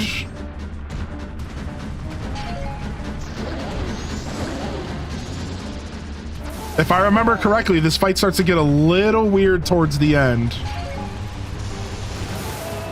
Yep. Okay, I know this fight starts to get a little weird. He turned around and straight shocked me. Is that only because he got too far away from me, maybe? Back up, fool.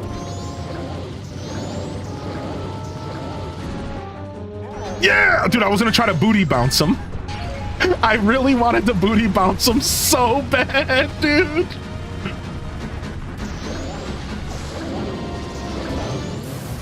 Rick.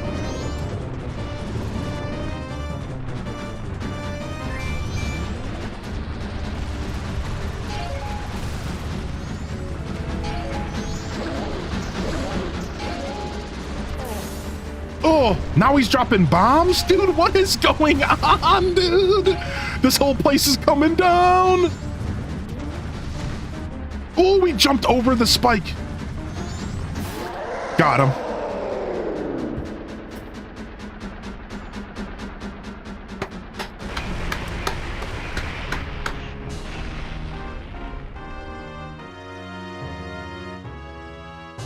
Let's go, baby. One of the coolest fights in Zelda history, dude. If this is the boss fights in this Zelda game are phenomenal, man. Absolutely beautiful. Ain't nothing but a thing, dude. Absolutely. That's spicy meatball. Oh my gosh, dude.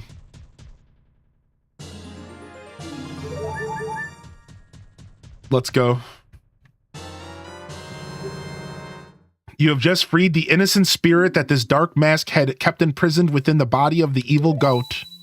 His name is Goat, but G-O-H-T. Goat. Got.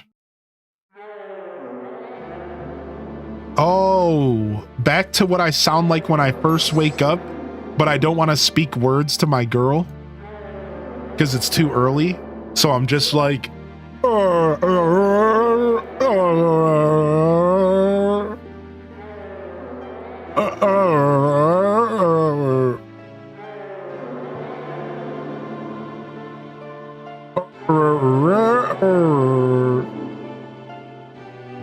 I don't think you're gonna like this. Wait, what happened? Guardians? Guardians. So, you're protective gods? That's why you're in the temples? But why are the protective gods? No, wait, are you listening to me? Hey, wait!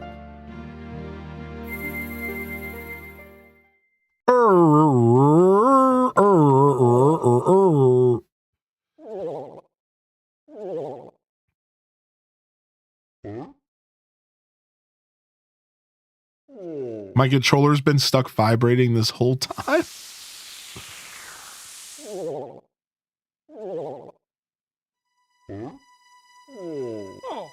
Uh.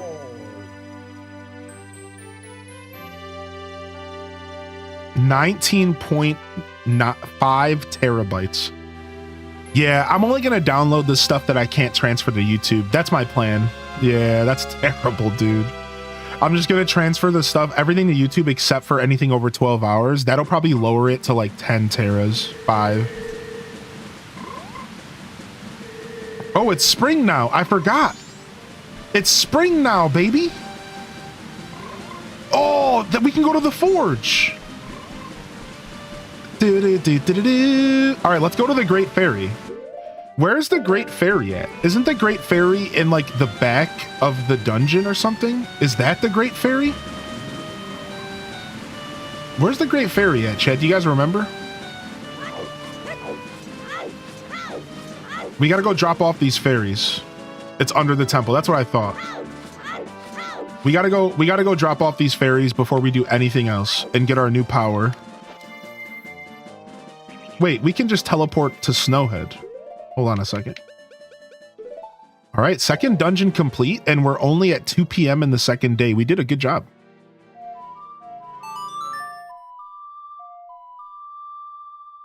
Oh, wow. The Commander Root video manager that they linked in that article will help me organize. Cool. Cool. The more information we get, the less panicky I feel.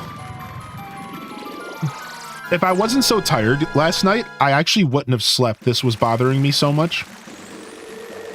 Because I sat there and I couldn't sleep for a while, but I was so tired I eventually passed out.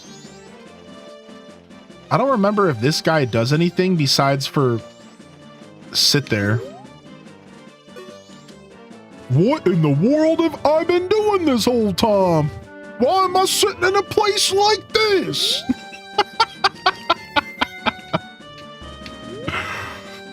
Darmani, what in the world have I been doing this whole time? I can't remember a thing since I went out to look around Snowhead to figure out why spring wasn't coming. What am I doing sitting in a place like this? I don't know, idiot.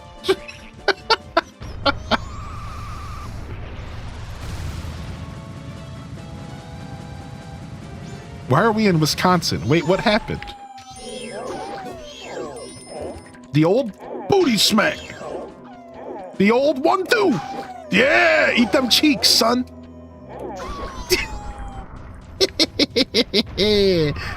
Makes me want to do a weasel laugh. Here's our fairy.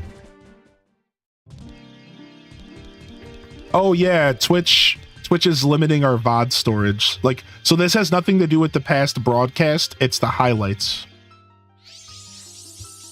Pyrotechnic.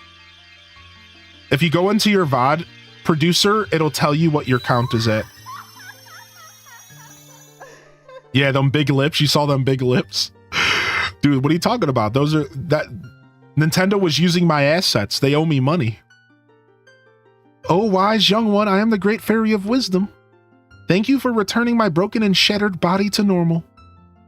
Ah, as thanks, I shall enhance your magic power. Oh, we're getting double magic, which is actually huge. Very nice.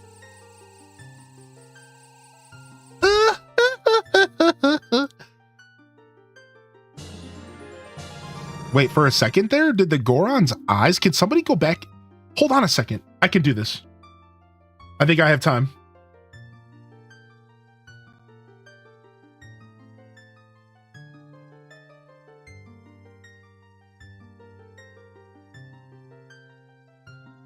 Okay, clip.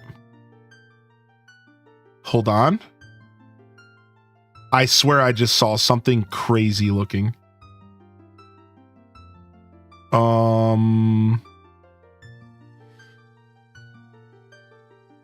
Dude, I did. Look at this guy's eyeballs, dude. Look at this, dude. I can't make it any bigger. Look at his eyes. He shows his regular, like, human eyes.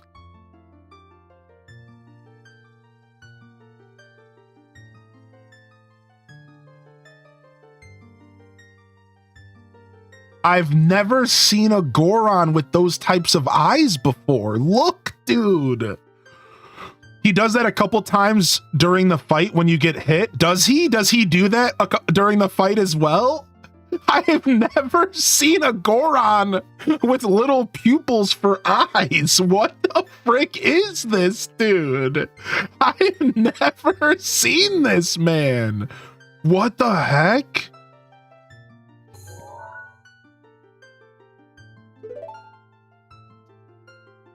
Come and see me whenever you are overcome. Gotta love the transition frames when you can catch them, yeah. All right, we're freed from the second dungeon. And we can now go ahead and pull our guide up, and we can do everything in between the next dungeon. Everything before the next dungeon. Also, I fixed that thing, chat. I just want to say this because yesterday there was a little discussion about this. Does anybody remember the conversation from yesterday about that whole Windows mechanism that was making all my windows black out on my monitor? I found it. It's under Windows Performance or something. It's under Windows Performance, and you have to turn off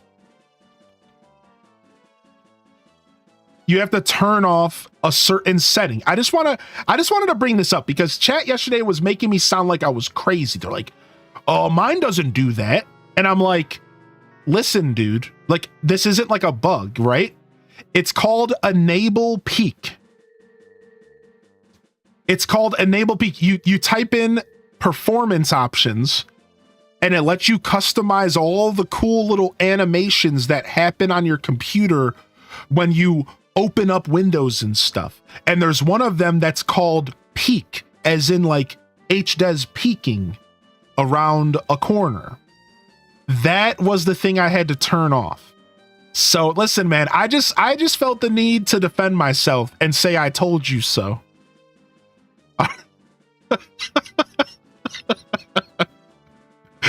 Anyways, let's go ahead and figure this out. So get the Razor Sword Mountain Village. To begin the quest for the Gilded Sword, you must have beaten Goat on the first day. Wait, what? I didn't beat him on the first day. So what do I do? In the first area of the mountain village, enter the blacksmith's hut. Melt the ice shard inside with a fire arrow, and the man will offer you a razor sword for 100 rupees. So hold on. So can't you just go straight to the boss fight after you beat the dungeon, Patry Payton? So do I reset my time, go straight to the dungeon, teleport to the end, fight him, and then I can do the Razor Sword quest? Okay. We're going to skip that for now, but we know what we can do. I can go get bottle number 2 at the Goron racetrack. After getting the Razor Sword and beating Goat on the first day, go to the main area of Goron Village and drop down to the bottom area. Go over to where the huge ice glacier was blocking the opening, go inside, and talk to a huge Goron as Link to get the powder keg. Quickly carry the powder keg out of the area with the bridges, take the keg up the ramps, along the wall, to the huge boulder. I know all of this. I don't think I need the sword. I need the gold dust. Oh, this is all to get the gilded sword. I need the gold dust. Okay, so we're going to do all of that later. Meanwhile, we can go get Epona's song on day 1. Nope, can't do that. Bottle number 3, talk to the girl at the ranch and agree to help her save the ranch from the ghost. At 2:30 a.m., Ghost will start to appear. Position yourself on the hill from Epona's stall. So we're going to go do that. At 2:30 a.m. in game, we're going to go do the ghost sequence, which is really fun, actually. So while we wait for that, we can go get the Romani mask. Talk to Cremia inside the barn after saving the ranch. At 6 p.m. on the second day, Cremia will leave the ranch on a carriage. Oh, we have to do the whole carriage thing? Oh, no. Well, we can't do that either. Looks like we need to reset the clock here. Looks like we need to reset the clock here to do any of this stuff. The stone mask. We need Epona for the stone mask. Go west from the invisible soldier and climb up the ledges to reach Icona Graveyard so we can get the captain's hat. Can we do that now? I think we can. All right, so let's go to...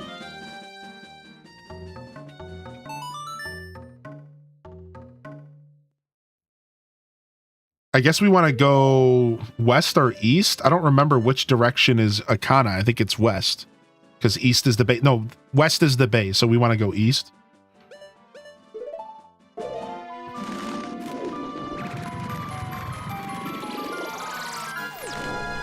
Alright.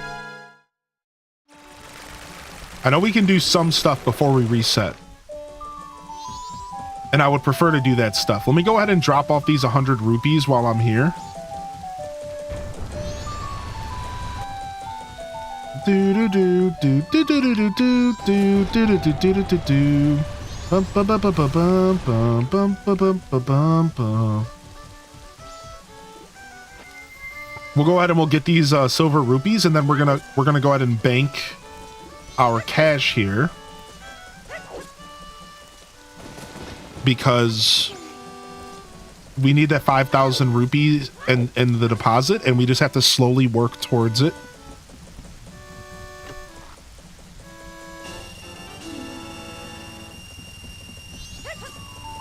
All right, let's head to the bank. Boom, boom, boom, boom, boom, boom, boom. All right, so we're finally getting to some of the gritty stuff that takes multiple in-game days to accomplish. We're finally getting to the real gritty stuff. We got more snow this morning. Sadly, I still have to go to the office. Oof. Hope you're doing well today. Yo, hearty welcomes in the chat for Cool Legendary Hero in Mad's World. Welcome to the show today, fam. If you got a free hand, don't be shy to welcome them on in. All right, 5 rupees, whatever. Pika Pikachu, Pika Pikachu, Pika Pikachu, Pikacha.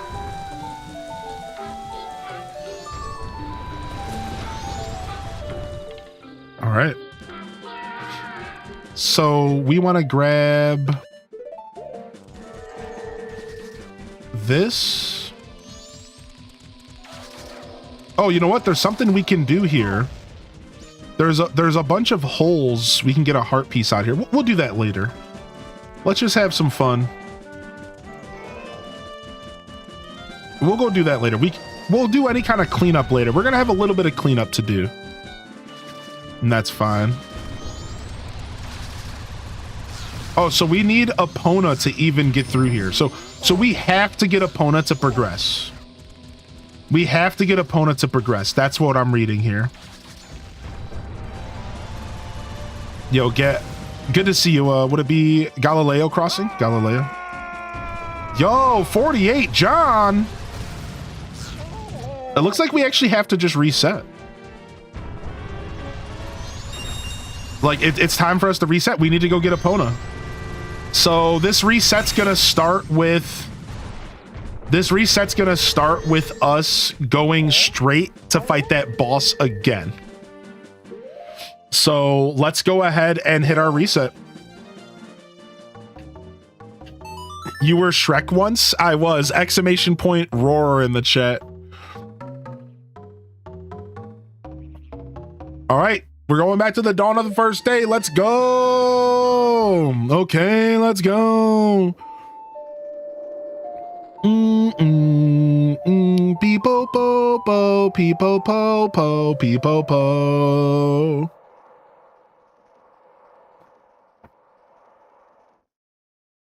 Morning, you know. We're back. That's the reset number 5. This is our 5th set of days. Reset number 5 here. And let's go ahead and slow down time. He's always Shrek if you believe. I can't find the peak function on my 3-year-old laptop running 11. So I had to go into start and type the words performance. And you're looking for a thing that says adjust the appearance and performance of Windows. So this is on Windows 11. So I type the word performance in start and it brings up a thing that says adjust the appearance and performance of Windows. And then once you have that open, you enter a thing called performance options. And this is what it looks like.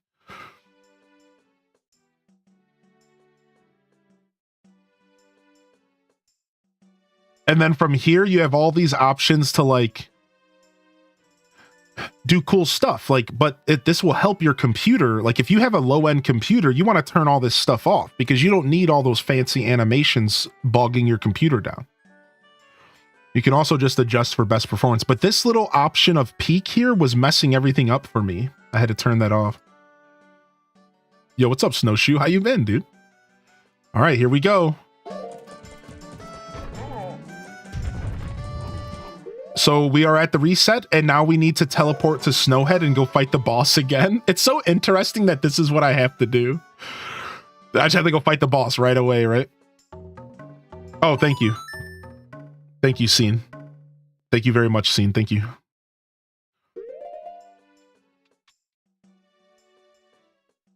Boo-doo-doo. All right, time to fight the boss. I just noticed HDS Warriors tier 2. I might have to change my sub. Oh, I'm sorry. We had to rotate some stuff around, dude. We had to rotate some stuff around.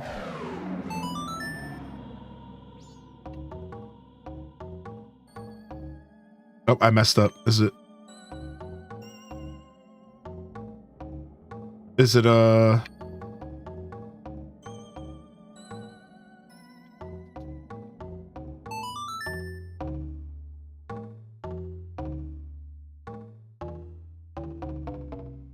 No, I didn't want to play the inverted Song of Time.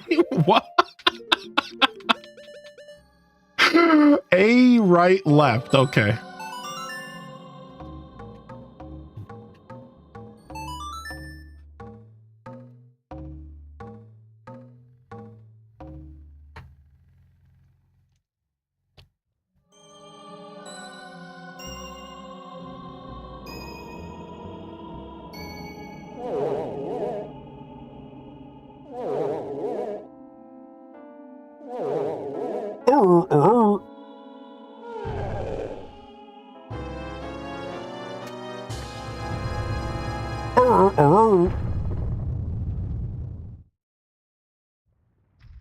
Yeah, we did invert time. We did slow down the clock.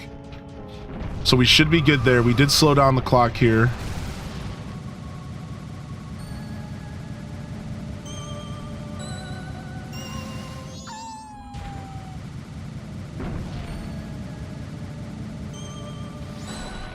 Having to fight this boss again is a little strange, but like whatever. I think we'll be fine. The random mouth is creepy. I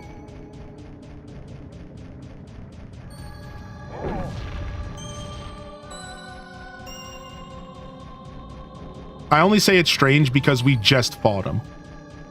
So we're just like going back in for a second helping.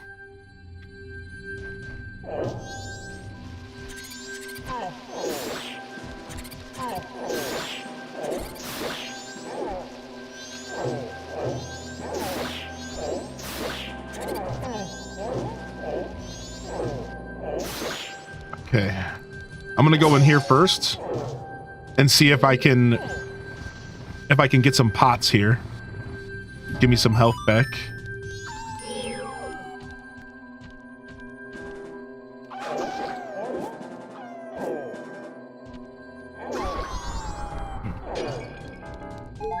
You know, just in case. We'll get all the magic we need while we're there. But just in case. Yeah, gold points are going away. So they're still going to work for physical games though, Silent. So physical games are still going to provide gold points, but digital games will no longer provide gold points. After March like 27th or something like that. Definitely a strange decision for sure. Definitely a strange decision for sure. But I think it's because it just proves to you that Nintendo is slowly moving away from the Switch. They're slowly moving away from the Switch 1, and that this is one of the things that they're doing. I agree with you though. It's definitely disappointing. As somebody who buys a lot of digital games, it's a little sedge. It almost makes me want to buy less digital games.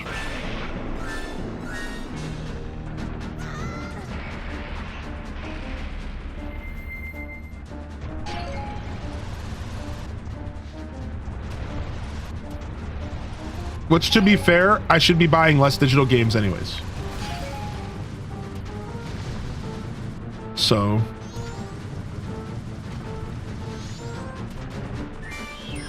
what happened to my camera? What?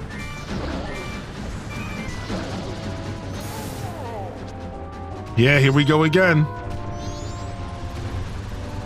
Yeah, they're also getting rid of the program, the voucher program. Which, honestly, the voucher program is just as depressing to go away.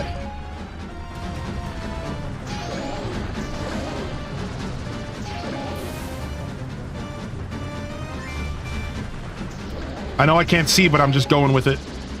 I'm not even gonna bother. I'm just gonna keep going after him. Nice. Who needs camera? You just gotta have faith. Just call me Luke Skywalker, baby. Luke, use the Force and run. Run to Dagobah. Run to Dagobah. Luke, use the Force and run. Run to Dagobah. Run to Dagobah. Uncle Arwen, I know I'm on probation, but I cleaned the droids. Can I go to the Haji station? I gotta lay away on the power converter, but now you treating me like a scruffy nerve herder.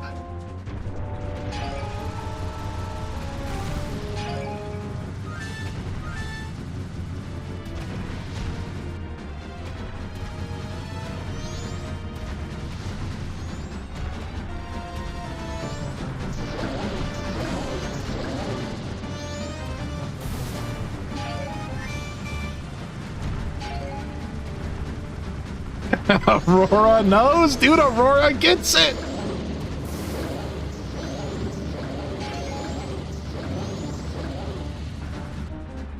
Nice, dude. We bounced off the wall. That was sick. Oh, dang. That was so sick.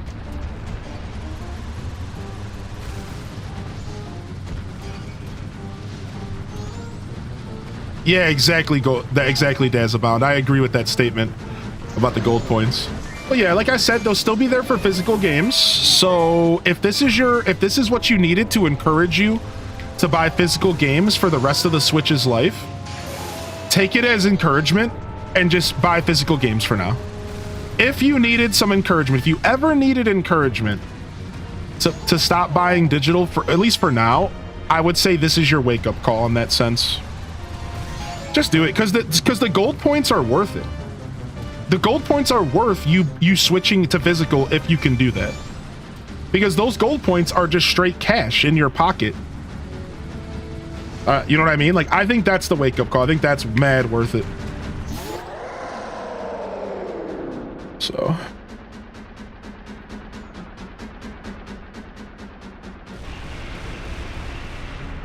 yeah, I agree with that, Twitch Thomas.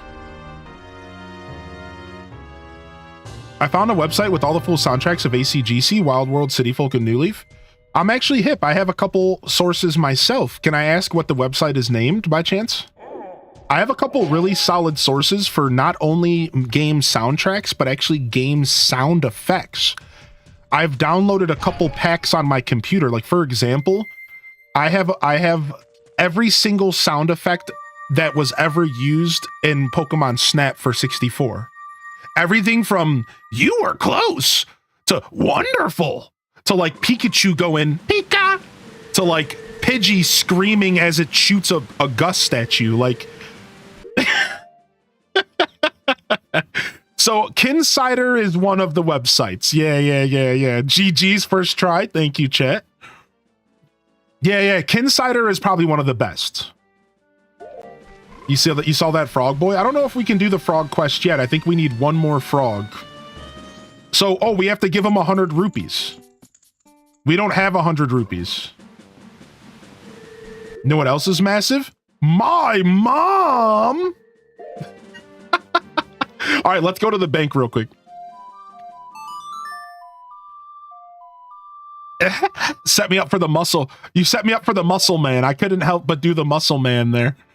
So, let's go get 100 rupees real quick. We can just get it from a silver rupee. So we get the 100 rupees. We give the 100 rupees to the dude for the sword, but the sword only has 100 swings.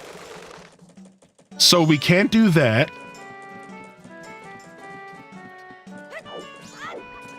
We can't use the sword while we wait for 3 days to go by. Vulture outside.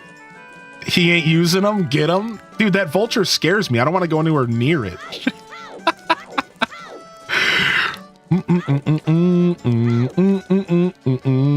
Boss gave me the day off. I was panicking because my neighbor texted me that our pipes were frozen. That's the worst, dude. Yeah, I'm dealing with that stuff right now. My pipes are frozen. I don't have a shower. And I'm just like, I had to take my bath in the bathroom sink this morning. I'd say I don't look terribly bad considering the following, you know. Yo, happy Thursday. What's up, Pineapple?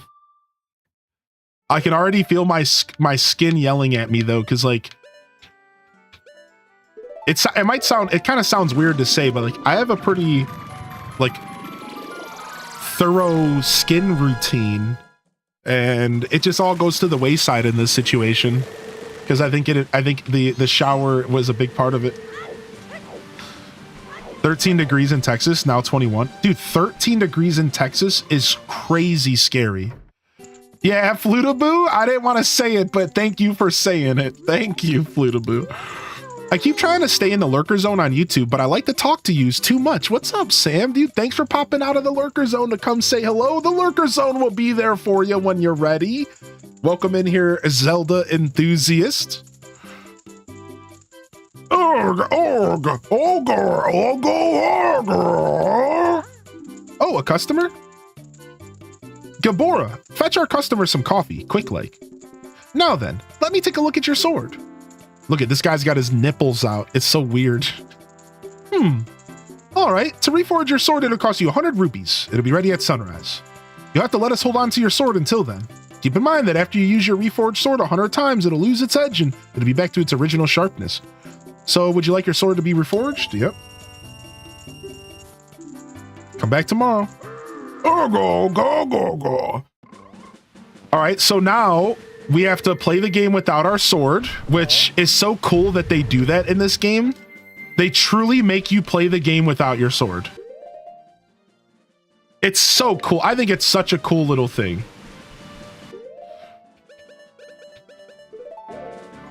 Oh, there's a chest in there. Sick. All right, now we have to go to the powder keg. We have to go to the powder keg, right? Let me go ahead and pull up my guide here.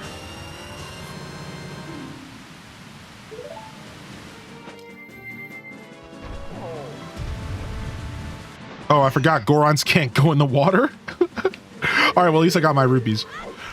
All right, so we go back to the city. Wait, what's that cave? That cave wasn't always there. Right? Am I crazy? What is this?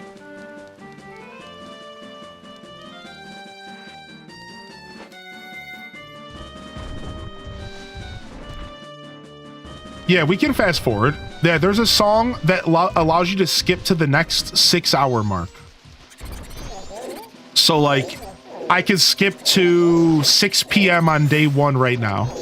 And then you can skip to midnight and then dawn. It's like every 6 hours, I think. But I'm not going to skip. I have other stuff to do. We have to go and get the gold dust. We have to go get the gold dust. And get prepared for the next upgrade. What is that? What? What is this? What is going on in here? I don't think I've ever been in here. Sick, 20 rupees.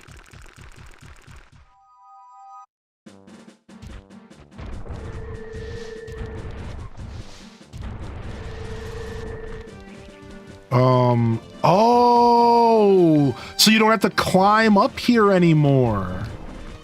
Cool.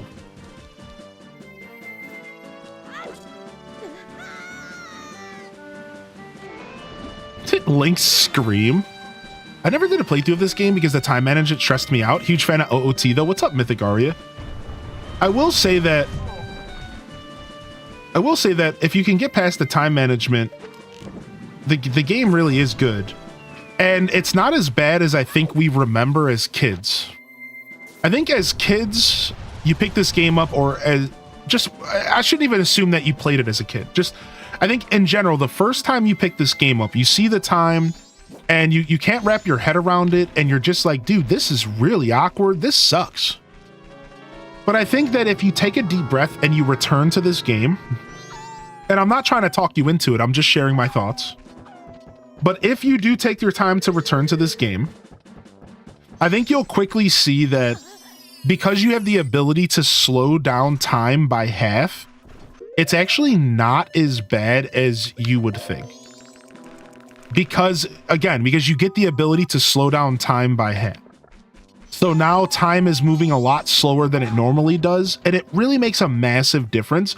But these are things that you just like, no matter what, you're always going to have a little bit of anxiety when it comes to the time in this game. I was just expressing that earlier. How once I got to the second day in the dungeon, I was like, uh-oh. But I think all in all, if you return to this game, if you've ever give this game a second chance, I think you'll quickly see that, like, it's not quite as stressful as your first playthrough. I think it's not that bad. All right, is this guy gonna sell me the powder keg? Is that what's going on?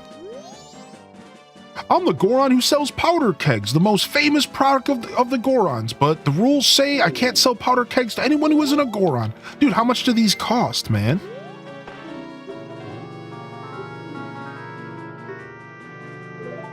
Oh, he's gonna let me test it. Okay, good.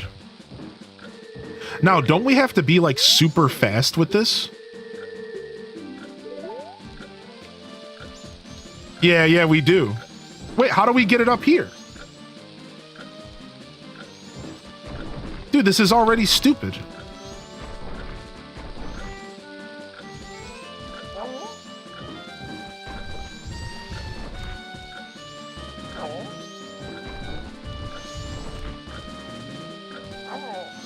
This already sucks. All right, we've wasted a little bit of time, but I think we're good. So hold on, let me make sure I know exactly what I'm doing. Okay, so we need to quickly carry the powder keg as the huge Goron all the way through these areas, which I think this is the path we have to take. And we have to set the keg down in front of this big boulder in the other room. Okay.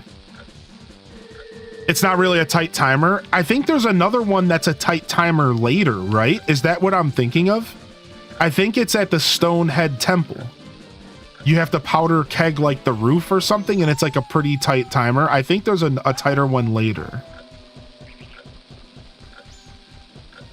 Bad news, I don't think the Great Fairy Mask glows when there's a fairy in the room in the 3DS version. Really? Then what's the point?